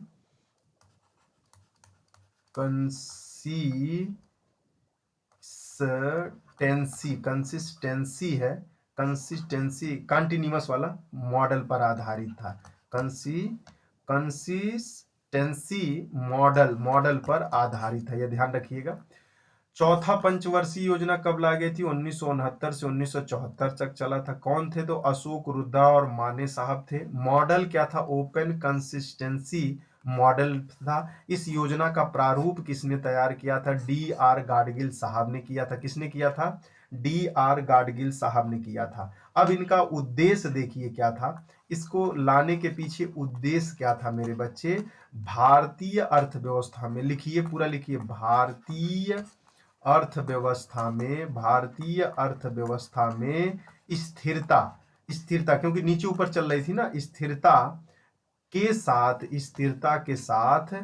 आर्थिक आर्थिक विकास करना था, के साथ आर्थिक विकास करना था।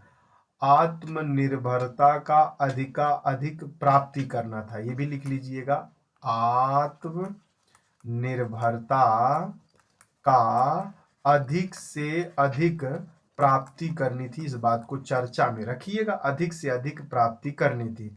ऑपरेशन फ्लड भी इसी में चलाया गया था, तो आप लोगों को तो मालूम ही होना चाहिए ऑपरेशन फ्लड, दूध श्वेत क्रांति। अच्छा, परमाणु विस्फोट कब किया गया था? तो आप लोगों को मालूम ही होगा, परमाणु विस्फोट कब किया गया था? पोखरण में किया गया था। तो कौन सी योजना में किया गया था? देखिए चौथे में, 74 में है ना, 74 में, तो 74 में ही किया गया था। क्या किया गया था? परमाणु विस्फोट किया गया था 1974 में। कहाँ किया गया था? तो पोखरण में किया गया था। पोखरण में कहाँ पे है ये? राजस्थान में है, ये भी मालूम है। अच्छा, उसका नाम क्या था बताएंगे आप लोग? उसका नाम था इस्माइल बुद्धा। क्या नाम था मेरे बच्चे? इस्माइल बुद्धा। देखिए ये सब बातें हैं, ये सब यही तैयार करने का एक तरीका है। यदि आप कह रहे हो एक एक चीज को, इस्माइल बुद्धा को पढ़ेंगे हम परमाणु षड्यंत्र में, तो पढ़ते रहिए। परमाणु षड्यंत्र में पूछ लिया, बताइएगा इस्माइल बुद्धा कौन सी योजना के तहत लाया गया था? तो परमाणु ऊर्जा विश्व विखंडन कब लाया गया था? तो ये सब बातें याद रखा करिएगा।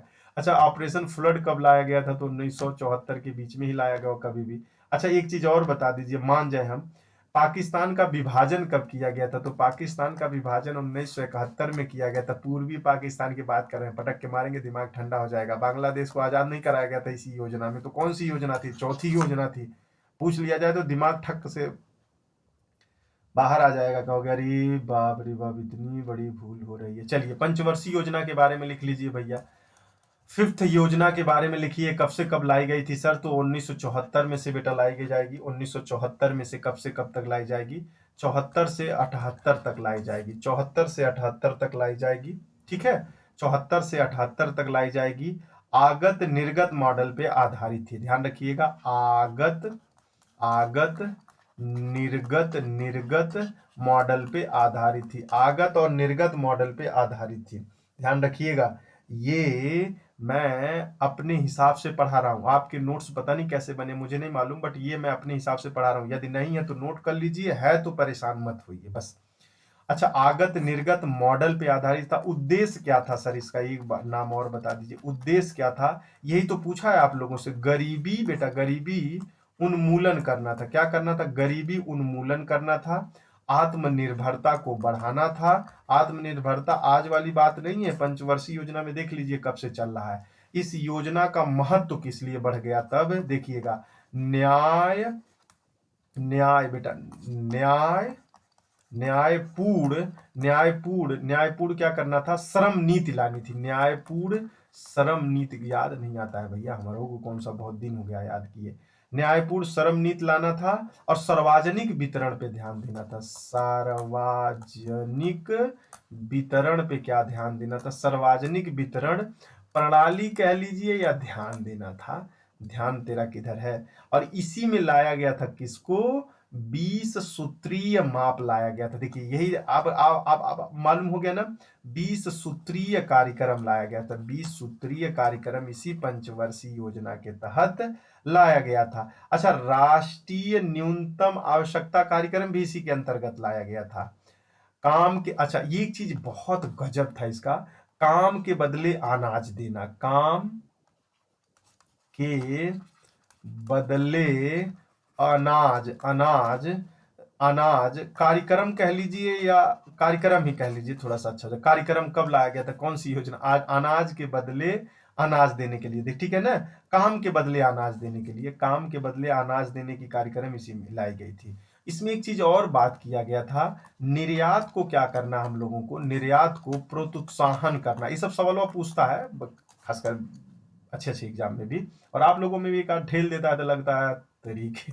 आयत का प्रतिस्थापन कर, मतलब आयत को रोकना है, निर्यात को सबसे ज्यादा बढ़ाना, ऐसी बात ध्यान रखिएगा। अनवरत योजना के बारे में तो आप लोगों को बता ही दिया था। अनवरत योजना, इसी को rolling Asian drama, Gunnar Myrdal साहब, लकड़ावाला, ये तो बता ही दिया आप लोगों को। चलिए, छठवां योजना 1980 में। देखिए आपका बहुत बढ़िया रिवीजन हो रहा है, आप लोगों ने पढ़ा है, पहले भी पढ़ा है, फिर से पढ़ रहे हैं, फिर ये भी आगत निर्गत मॉडल पे ही था। किस पे था बेटा? आगत निर्गत मॉडल पे आधारित था। आगत निर्गत मॉडल पे आधारित था। गरीबी उन्मूलन करना था, इसका भी एक ध्येय था, गरीबी उन्मूलन। लेकिन रोजगार, रोजगार में वृद्धि करना इसका अलग था। उसमें आत्मनिर्भर की बात की थी, इसमें रोजगार वृद्धि की बात कर दी है। इतनी सी बातें याद रखिएगा। आर्थिक उदारीकरण इसी में प्रारंभ किया गया था। क्या किया गया था? आर्थिक उदारीकरण। क्या किया गया था बेटा?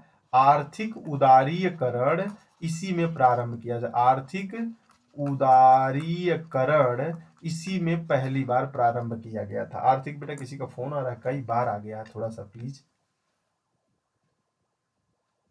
हेलो, हाँ यस, हाँ हेलो। अरे क्लास ले रहे हैं, बाद में बात करते हैं, रुकिए आप। दिख रहे हो फोन आ जाता, हाँ बोलिए। फोन बोलने के लिए ही कितने मिनट से बात आ रही है कि बोलिए। चलिए आइए इधर देखिए, अनवरत योजना बता दिया, अब ये लय टूट जाता है हमारा, हमारा ये सबसे बड़ी। रोजगार में वृद्धि, देखिए इसमें भी गरीबी उन्मूलन की बात की है, रोजगार वृद्धि की गई है। लेकिन तृतीय वाले क्या नाम है, चतुर्थ वाले में क्या किया गया था? सॉरी, पांचवे वाले में क्या किया गया था? गरीबी उन्मूलन और आत्मनिर्भर की बात की गई थी, लेकिन इसमें गरीबी उन्मूलन और रोजगार में वृद्धि की बात की गई थी। आर्थिक उदारीकरण की बात की गई थी।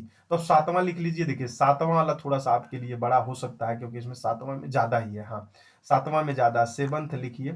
सेवंथ कब से कब लाई गई थी? तो 85, ध्यान रखिए बेटा, हटाइए इसको, 85 से 90 तक लाई गई थी। 85 से 90 के बारे में बात करें, मीलर मॉडल था, John W Miller, John John John John W Miller, Miller model, John middle model के आधारित था। इसका उद्देश्य क्या था? पहले उद्देश्य लिखिए, बहुत बड़ा उद्देश्य था इसका। रोजगार में वृद्धि करेंगे सबसे पहले, बहुत ज्यादा। जनसंख्या वृद्धि को रोकेंगे बहुत ज्यादा। परिवार नियोजन इसी में लाया जाता है। जनसंख्या वृद्धि को रोकेंगे।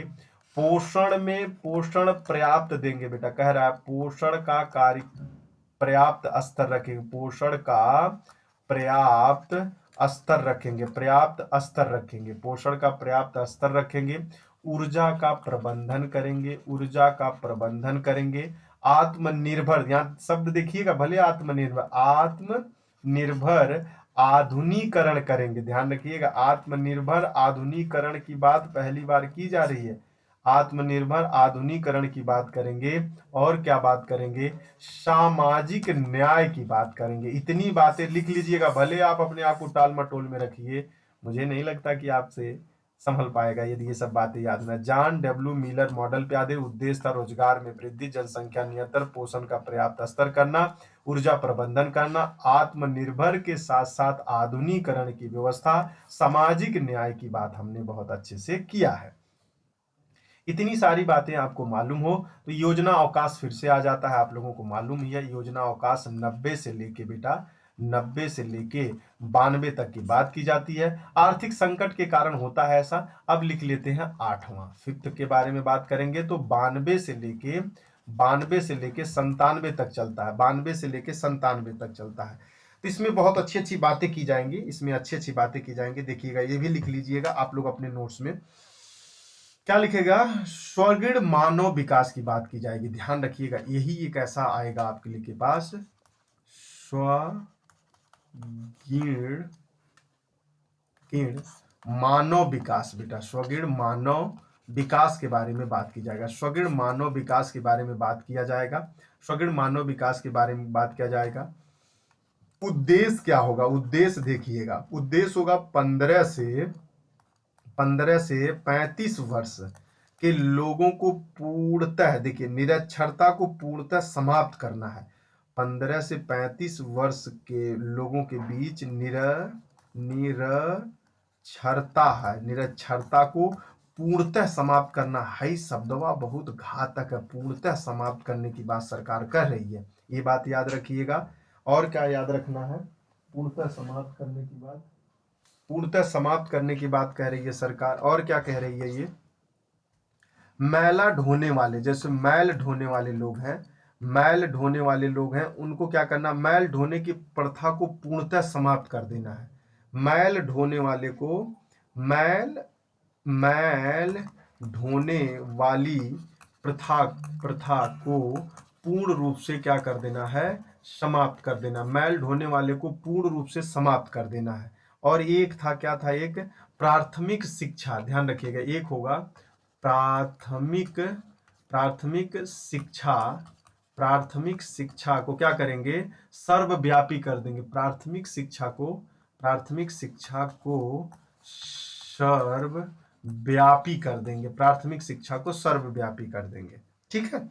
इसमें इतनी सारी बातों को किया गया था। सभी गांवों में पेयजल, टीकाकरण, प्राथमिक सुविधा, चिकित्सा की बात की जाएंगे तो नॉर्मली सी बात थी, इसको जानने की जरूरत नहीं है। फिर से देखिएगा, इसमें देखिए 8th वाला होगा 92 से, क्या नाम है, 97 तक था ना, 92 से 97 तक था, 98 97 तक था यहाँ, ठीक है।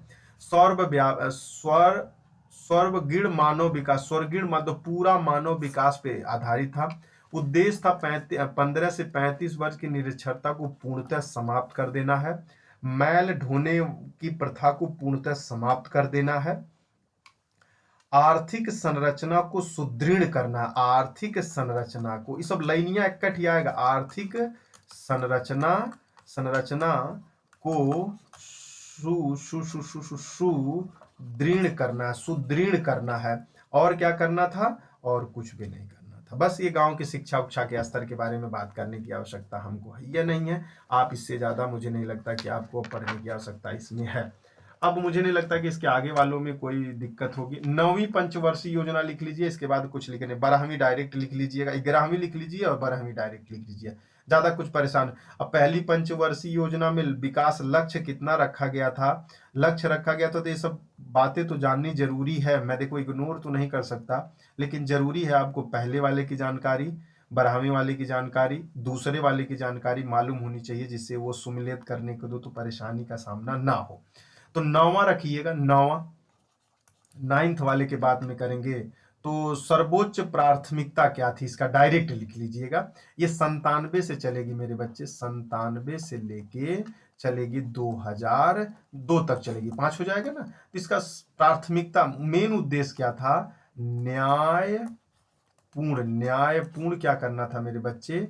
वितरण करना था। न्यायपूर्ण वितरण और समानता के साथ क्या करना था? विकास करना था। बस इतनी सी बातें याद हो जाए आपको, तो आपको संविधान का प्रतिलक्षण दिखाई दे रहा होगा। अब यहाँ पे धीरे धीरे नहीं दिखाई दे रहा होगा।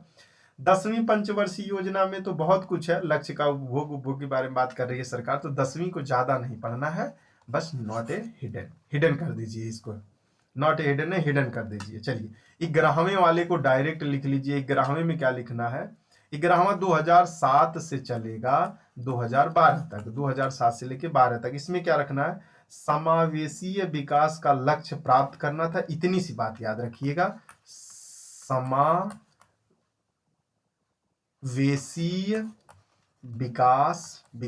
समावेशीय विकास का लक्ष्य प्राप्त करना। समावेशी का मतलब जानते हैं ना, सभी तरह से विकास करने की। राष्ट्रीय खाद्य सुरक्षा योजना, सुरक्षा, पर्यावरण सुरक्षा, सबके बारे में बात याद करने की आवश्यकता थी। 12वें में देख लीजिए क्या हो जाएगा गुरुदेव। हाई लिख लीजिएगा। हाई पूछेगा ना तो बहुत अच्छे अच्छे लोगों का दिमाग ठंडा कर देता है। चलिएगा 12वीं पंचवर्षीय योजना, तो 12वीं तो 2012 से ही जाएगा, ऐसे रख लीजिए। 2012 से लेके 2017 तक जाएगा। ठीक है भैया। तो इसमें देखिएगा उद्देश्य क्या था इसका, मॉडल सब वही है। उद्देश्य क्या था? तीव्र, एक एक शब्द वाला लगता है। तीव्र, धारणीय होगा, धारणीय एवं अधिक समावेशीय, धारणीय एवं अधिक अधिक अधिक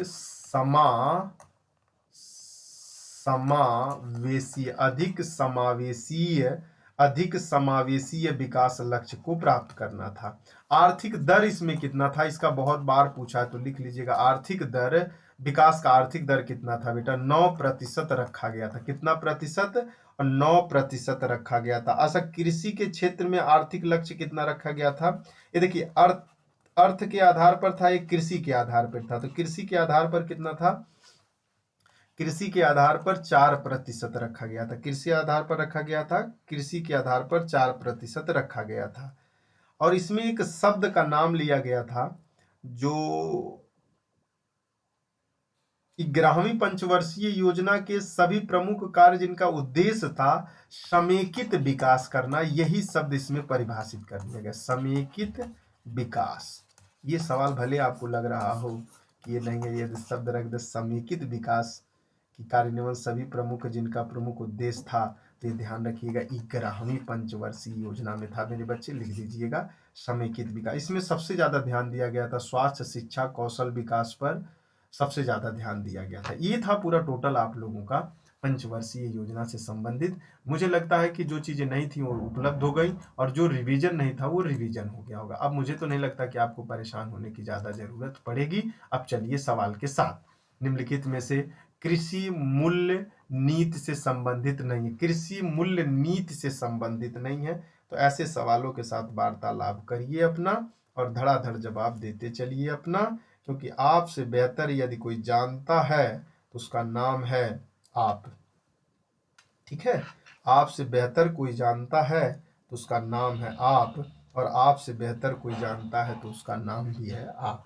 58 नंबर लाइसेंस प्रणाली नहीं है। और आगे बढ़ते हैं। निम्नलिखित में से पंचवर्षीय योजना, काम के बदले अनाज की योजना देख लीजिए, अभी अभी तुमको पढ़ाए हैं भैया। अब ये आप अपने नोट्स में नहीं लिखे थे, मुझे भरोसा था, अब लिख लेंगे। वह पंचवर्षीय योजना में थी।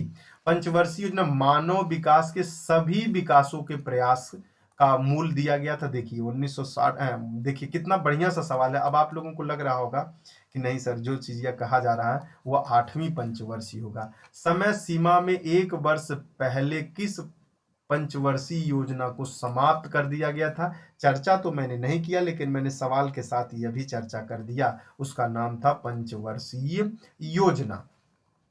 किस पंचवर्षीय योजना में भारी उद्योगों को प्राथमिकता दी गई थी? भारी उद्योगों को, देखिए वो मॉडल नहीं पूछ रहा है ना, तो ही आपसे कुछ और पूछ रहा है, पूछ उसके उद्देश्य के बारे में रहा है, तो वह दूसरी पंचवर्षीय योजना रहेगी। योजना आयोग के अध्यक्ष कौन होते हैं? तो प्रधानमंत्री, ये तो बात मालूम ही है आपको। निम्नलिखित में से कौन सा उद्देश्य 10वीं योजना का मूल उद्देश्य रहा है?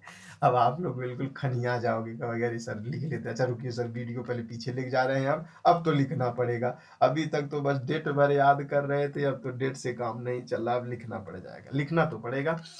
2012 तक सभी गांवों के लिए पेयजल उपलब्ध करा। देखिए हम भी इग्नोर कर रहे थे, लेकिन देख रहे हो ना, हमने कहा कि सभी गांवों में ये वो पेयजल वोजल के, लेकिन देख रहे हो कितना बढ़िया से थॉट बना के उसने रख दिया।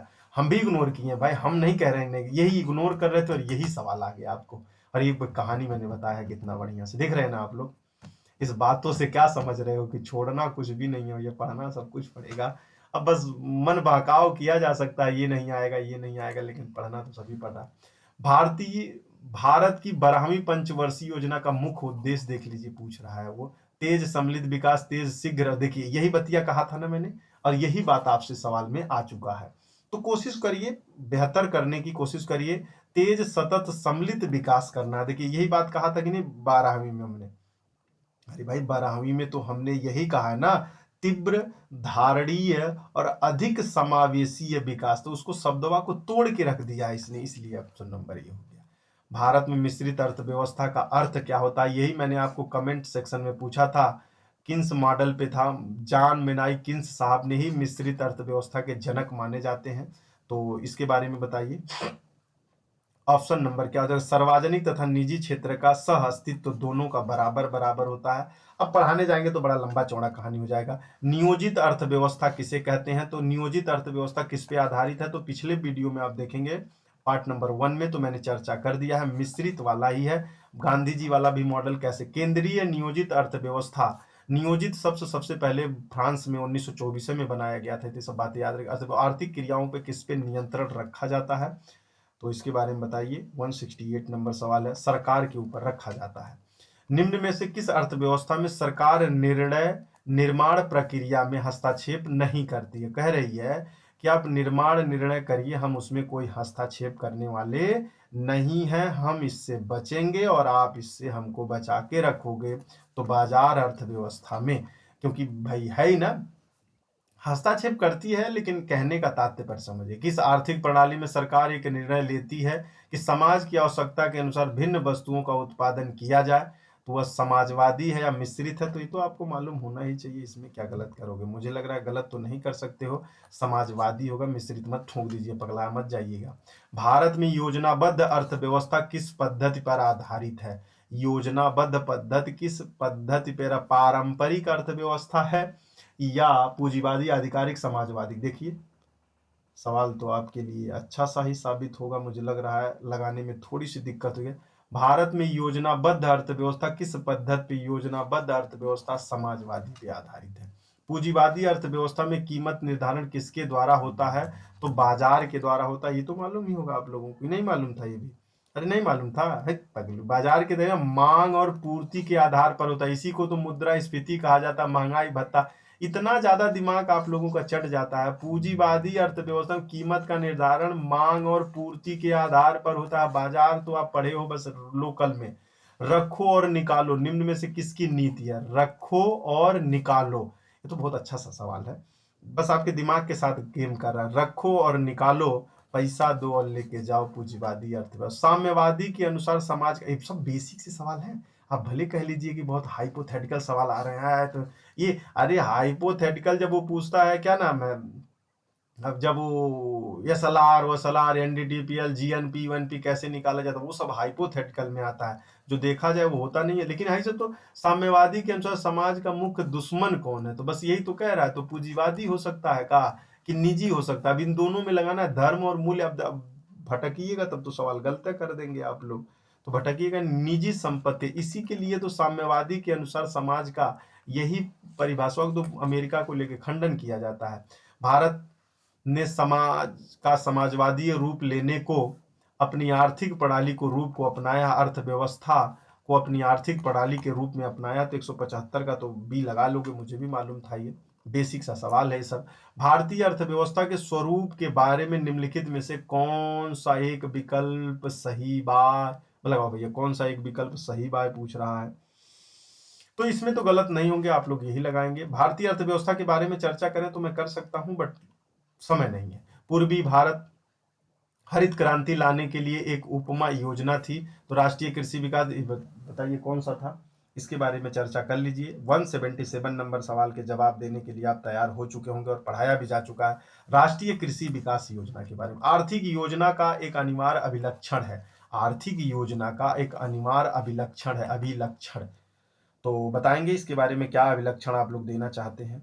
ऑप्शन नंबर सी होगा समाजवादी अर्थव्यवस्था। इसकी सबसे बड़ी पहचान है कि हम जो राशन का वितरण कर रहे हैं, हमको मालूम है कि भारत में समाजवादी अभिलाना है, लेकिन हम बड़े लोगों को कुछ भी नहीं दे रहे हैं, हम बड़े लोगों को कुछ भी नहीं दे रहे हैं। तो भारत अर्थव्यवस्था में क्षेत्रों को सार्वजनिक निजी में किस पे आधारित वर्गीकृत किया गया है, कच्चे माल पर, आर्थिक गतिविधियों पर, उपक्रमों पर। तो बताइए इसके बारे में जवाब देंगे तो आपको भी आइडिया होना चाहिए, नहीं तो आप से बड़ा गलती करने वाला और कौन हो सकता है, बताइए।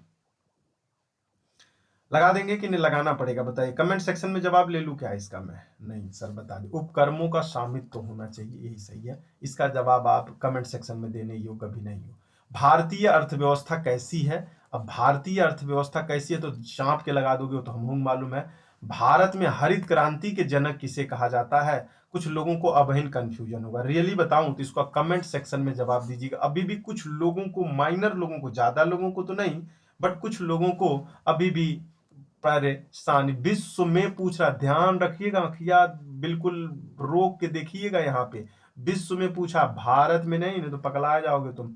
नील एवं श्वेत क्रांति किससे संबंधित है? गजब सवाल है। ये सब पूरी बातें हम चर्चा में ले चुके हैं। अब यहाँ से आप लगाएंगे तो हमको भी पूरा आनंद में लाएंगे। नील का मतलब होता है श्वेत और डेयरी का मतलब होता है दूध, तो मुझे लगता है ऑप्शन नंबर सी। भूरी क्रांति के बारे में बात कर दीजिए गुरुदेव। भूरी क्रांति के बारे में मैं कह तो रहा हूं, गारंटी है मेरा सवाल न छप जाए ऐसे ही एकदम सेम टू सेम। यदि यहां से सवाल उठाया, मेरा चैलेंज है कि सवाल यही छपने हैं। यदि यहां से नहीं उठाया तो उसकी बात हम नहीं कह सकते। ठीक है, चलिए भूरी क्रांति के बारे में बताइए। भूरी क्रांति ये सब बता चुका हूं मैं, लेकिन बताने के लिए कोक से संबंधित है और बताया भी था आप लोगों को। जो कोक बहुत अच्छा पाउडर होता है, बहुत शक्तिवर्धक और वेटेज होते हैं, इसी का तो आपका वो बनाया जाता है चॉकलेट। स्वर्णिम क्रांति किसे कहा जाता है? गजब भैया, स्वर्णिम क्रांति। और आपके सवाल में भी आज क्वेश्चन में रहा होगा कोई ना कोई सवाल इसमें से, जो इकोनॉमिक से रहा होगा तो रियर एंड मधुमक्खी से होता है बेटा। क्या होता है?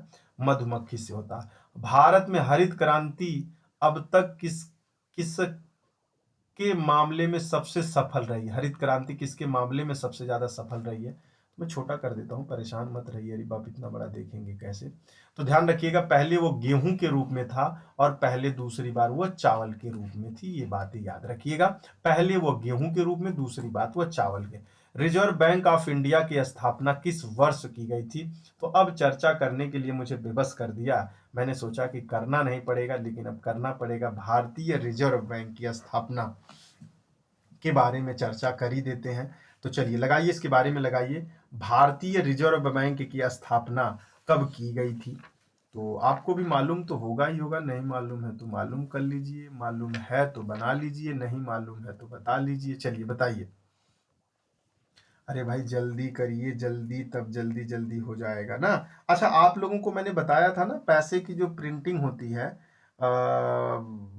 वो रुपए का सिंबल किसने दिया था? बताया है कि नहीं बताया?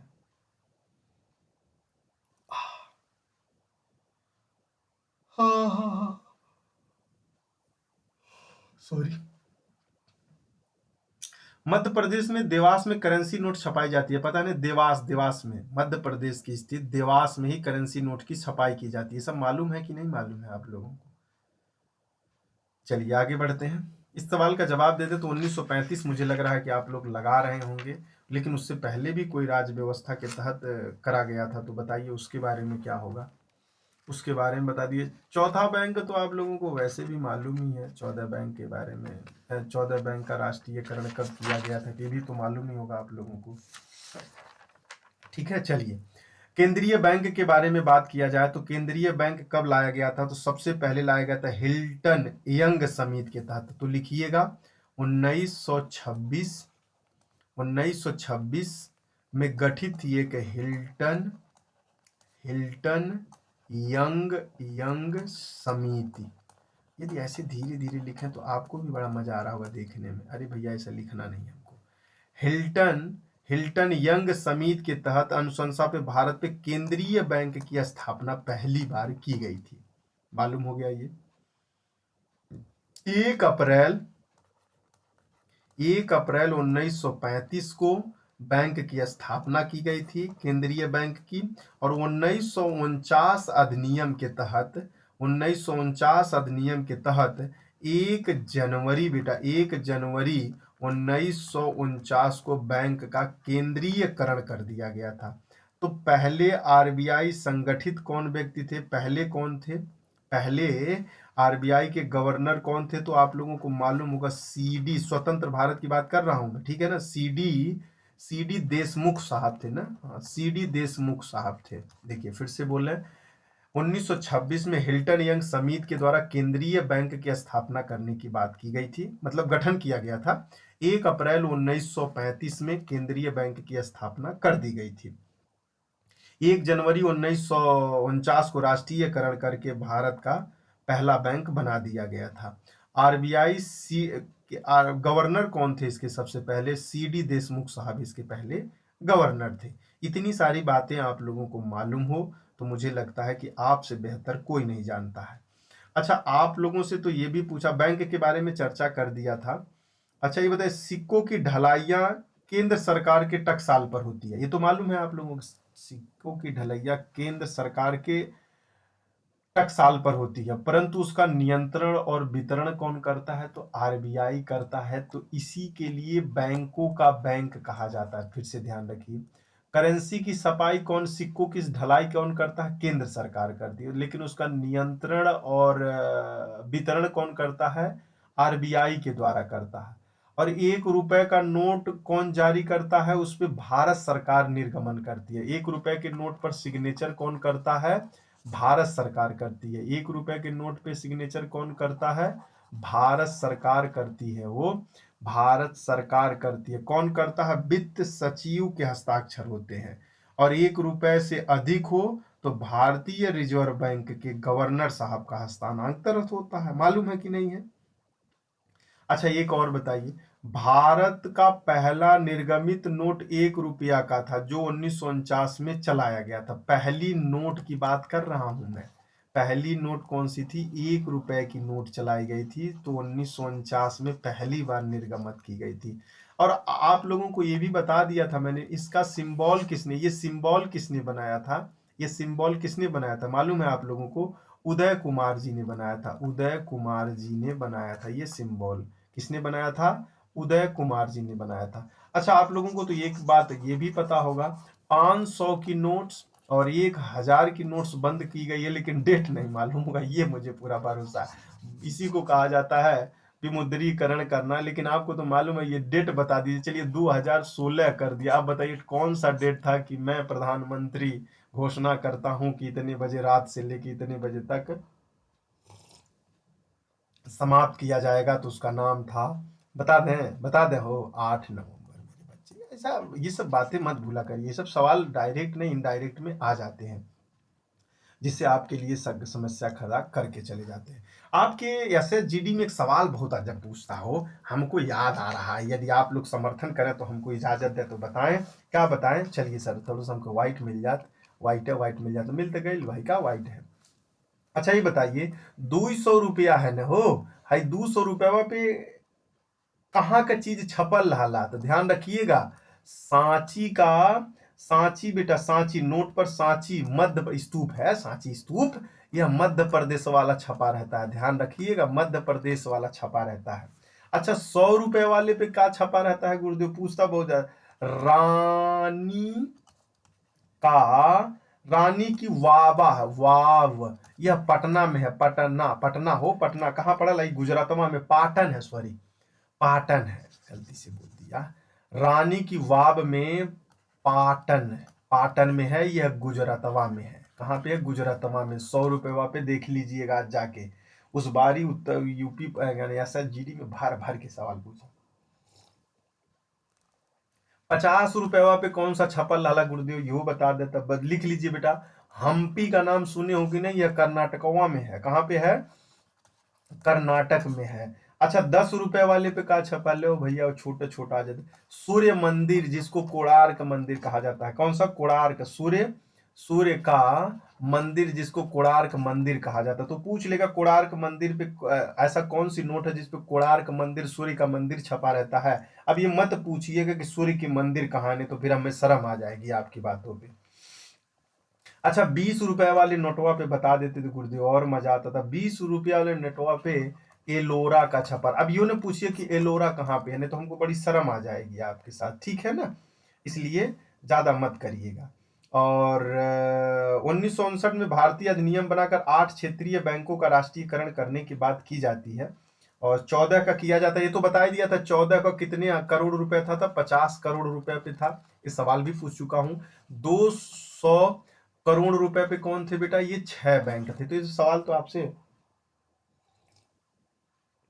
चर्चा कर ही चुका हूं, मुझे भी मालूम है।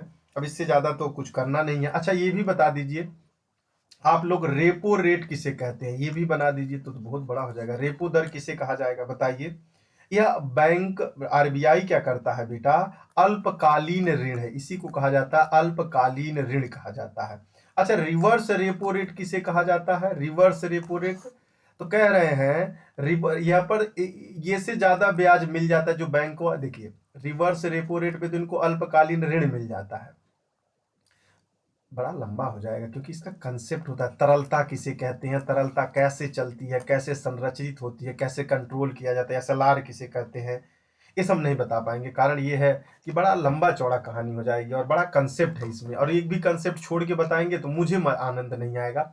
कभी मौका मिलता है तो बता देंगे, नहीं तो फिलहाल अभी बता पाने में असमर्थ है। चलिए, ये बताइएगा भारतीय रिजर्व बैंक ऑफ इंडिया की स्थापना कब की गई थी? तो 35 में की गई थी। राष्ट्रीयकरण कब किया गया था? 49 में। भारत में 14 बैंकों का राष्ट्रीयकरण 69 में किया गया था, ये भी मालूम हो गया। वाणिज्य बैंकों के दूसरे राष्ट्रीयकरण में 6 बैंकों को किया गया था। और इनमें से कौन सा सार्वजनिक क्षेत्र का बैंक नहीं है? तो ध्यान रखिएगा, सार्वजनिक क्षेत्र का बैंक नहीं है तो फेडरल बैंक लिमिटेड यही नहीं है। कृषि उत्पादक ऋणों को देने के लिए मानकीकरण किसके माध्यम से दिया जाता है? इसके बारे में चर्चा कर देंगे तो बड़ा अच्छा लगेगा। ये हो जाएगा मेरे बच्चे विपणन और निरीक्षण। आप ये काम करिएगा, नाबार्ड के बारे में बहुत अच्छे से पढ़ लीजिएगा, सूक्ष्म क्या नाम है बैंक के बारे में पढ़ लीजिएगा, लघु बैंक के बारे में पढ़ लीजिएगा, स्थापना कब किया था, ग्रामीण बैंक के बारे में पढ़ लीजिएगा। बस इससे ज्यादा बता पाने में असमर्थ हैं। मेरे पास तो सारा कंटेंट है कि मैं बता पाऊं, लेकिन ये वीडियो बहुत ही लंबा हो जाएगा जिससे आप लोग असमर्थ हो जाएंगे, ठीक है ना। तो बड़ी दिक्कत सी आप लोगों को फीलिंग होने लगेगी, तो इसलिए परेशान मत होइए और इन बातों को ध्यान रखिए कि ये कौन कौन से बैंक के बारे में मैंने चर्चा किया, उन बैंकों के बारे में आपको जानकारी होनी चाहिए। यदि नहीं है तो प्लीज कर लीजिएगा, नहीं तो फिर आपके लिए समस्या खड़ी हो सकती है, क्योंकि आप लोगों को इससे ज़्यादा मैं बता पाने में असमर्थ सा दिख रहा हूँ। बार बार कह रहा हूँ, समय बहुत ज़्यादा क्रूसली टाइम चल रहा है। अब उसमें इन्हीं सब्जेक्टों में दे देंगे तो थोड़ा सा जल्दी जल्दी लिख लीजिएगा तो आप लोगों को भी आइडिया हो जाएगा। अब ये सब बताना था। चक्रवर्तीय समिति किससे संबंधित है? मौद्रिक प्रणाली से संबंधित है। एक बार मैं जल्दी जल्दी बोल देता हूं, मेरे पास नोट्स अवेलेबल है, शायद आप लोग देख लीजिएगा, यदि लिख पाए तो लिख लीजिएगा। बस मैं बोल भर दे रहा हूं, आप लोग लिख जरूर लीजिएगा। देखिए, वाचु समिति बेटा, वाचु वाचु समिति किससे संबंधित है? तो प्रत्यक्ष कर से संबंधित है। रेखी समिति किससे संबंधित है? रेखी समिति अप्रत्यक्ष कर से है। किससे संबंधित है? अप्रत्यक्ष कर से। राजमन्नार समिति, राजमन्नार मन आधा न वाला मन्नार समिति किससे संबंधित है? केंद्र और राज्य से संबंधित है।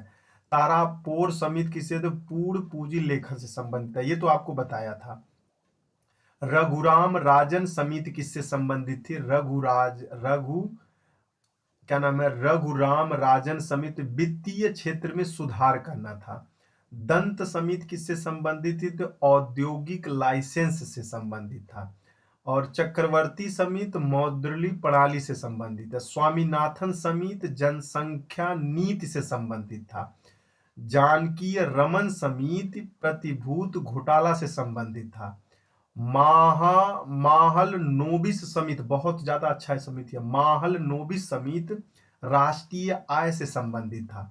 भंडारी समिति किसे क्षेत्रीय ग्रामीण बैंकों में सुधार से था।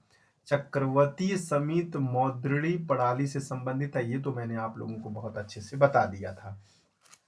अब इसमें कंफ्यूजन मत करिएगा, ये मेरे पास नोट्स जो था मैं सोचा आप लोगों को बता दूं। ये नोट्स को देख के बोल दिया हूं भाई, मुझे याद इतना भी नहीं था। अब ये मत कहिएगा कि सर सब कुछ याद है का। तो एक चीज और भी मेरे पास था, क्या था, और तो आप लोगों को बता दिया। यदि आप लोग कहोगे, यदि वीडियो सेक्शन में आप लोग जवाब दोगे, तो मैं आप लोगों को योजना से संबंधित 2015-16 के उज्ज्वला योजना, प्रत्यक्ष सेतु, प्रभा, जो भी योजनाएं और भी होंगी मैं डिस्कस कर दूंगा। Love you, take care, bye. मस्त रहिए, खुश रहिए, आनंद लीजिए। वीडियो को लाइक जबरदस्त शेयर करते रहिए, क्योंकि जिंदगी में खुश रहना भी एक बहुत बड़ी अचीवमेंट है। सब्जेक्ट बढ़ गया, उस सब्जेक्ट का नाम क्या है आप लोग कमेंट सेक्शन में जरूर लिखिएगा। Bye, take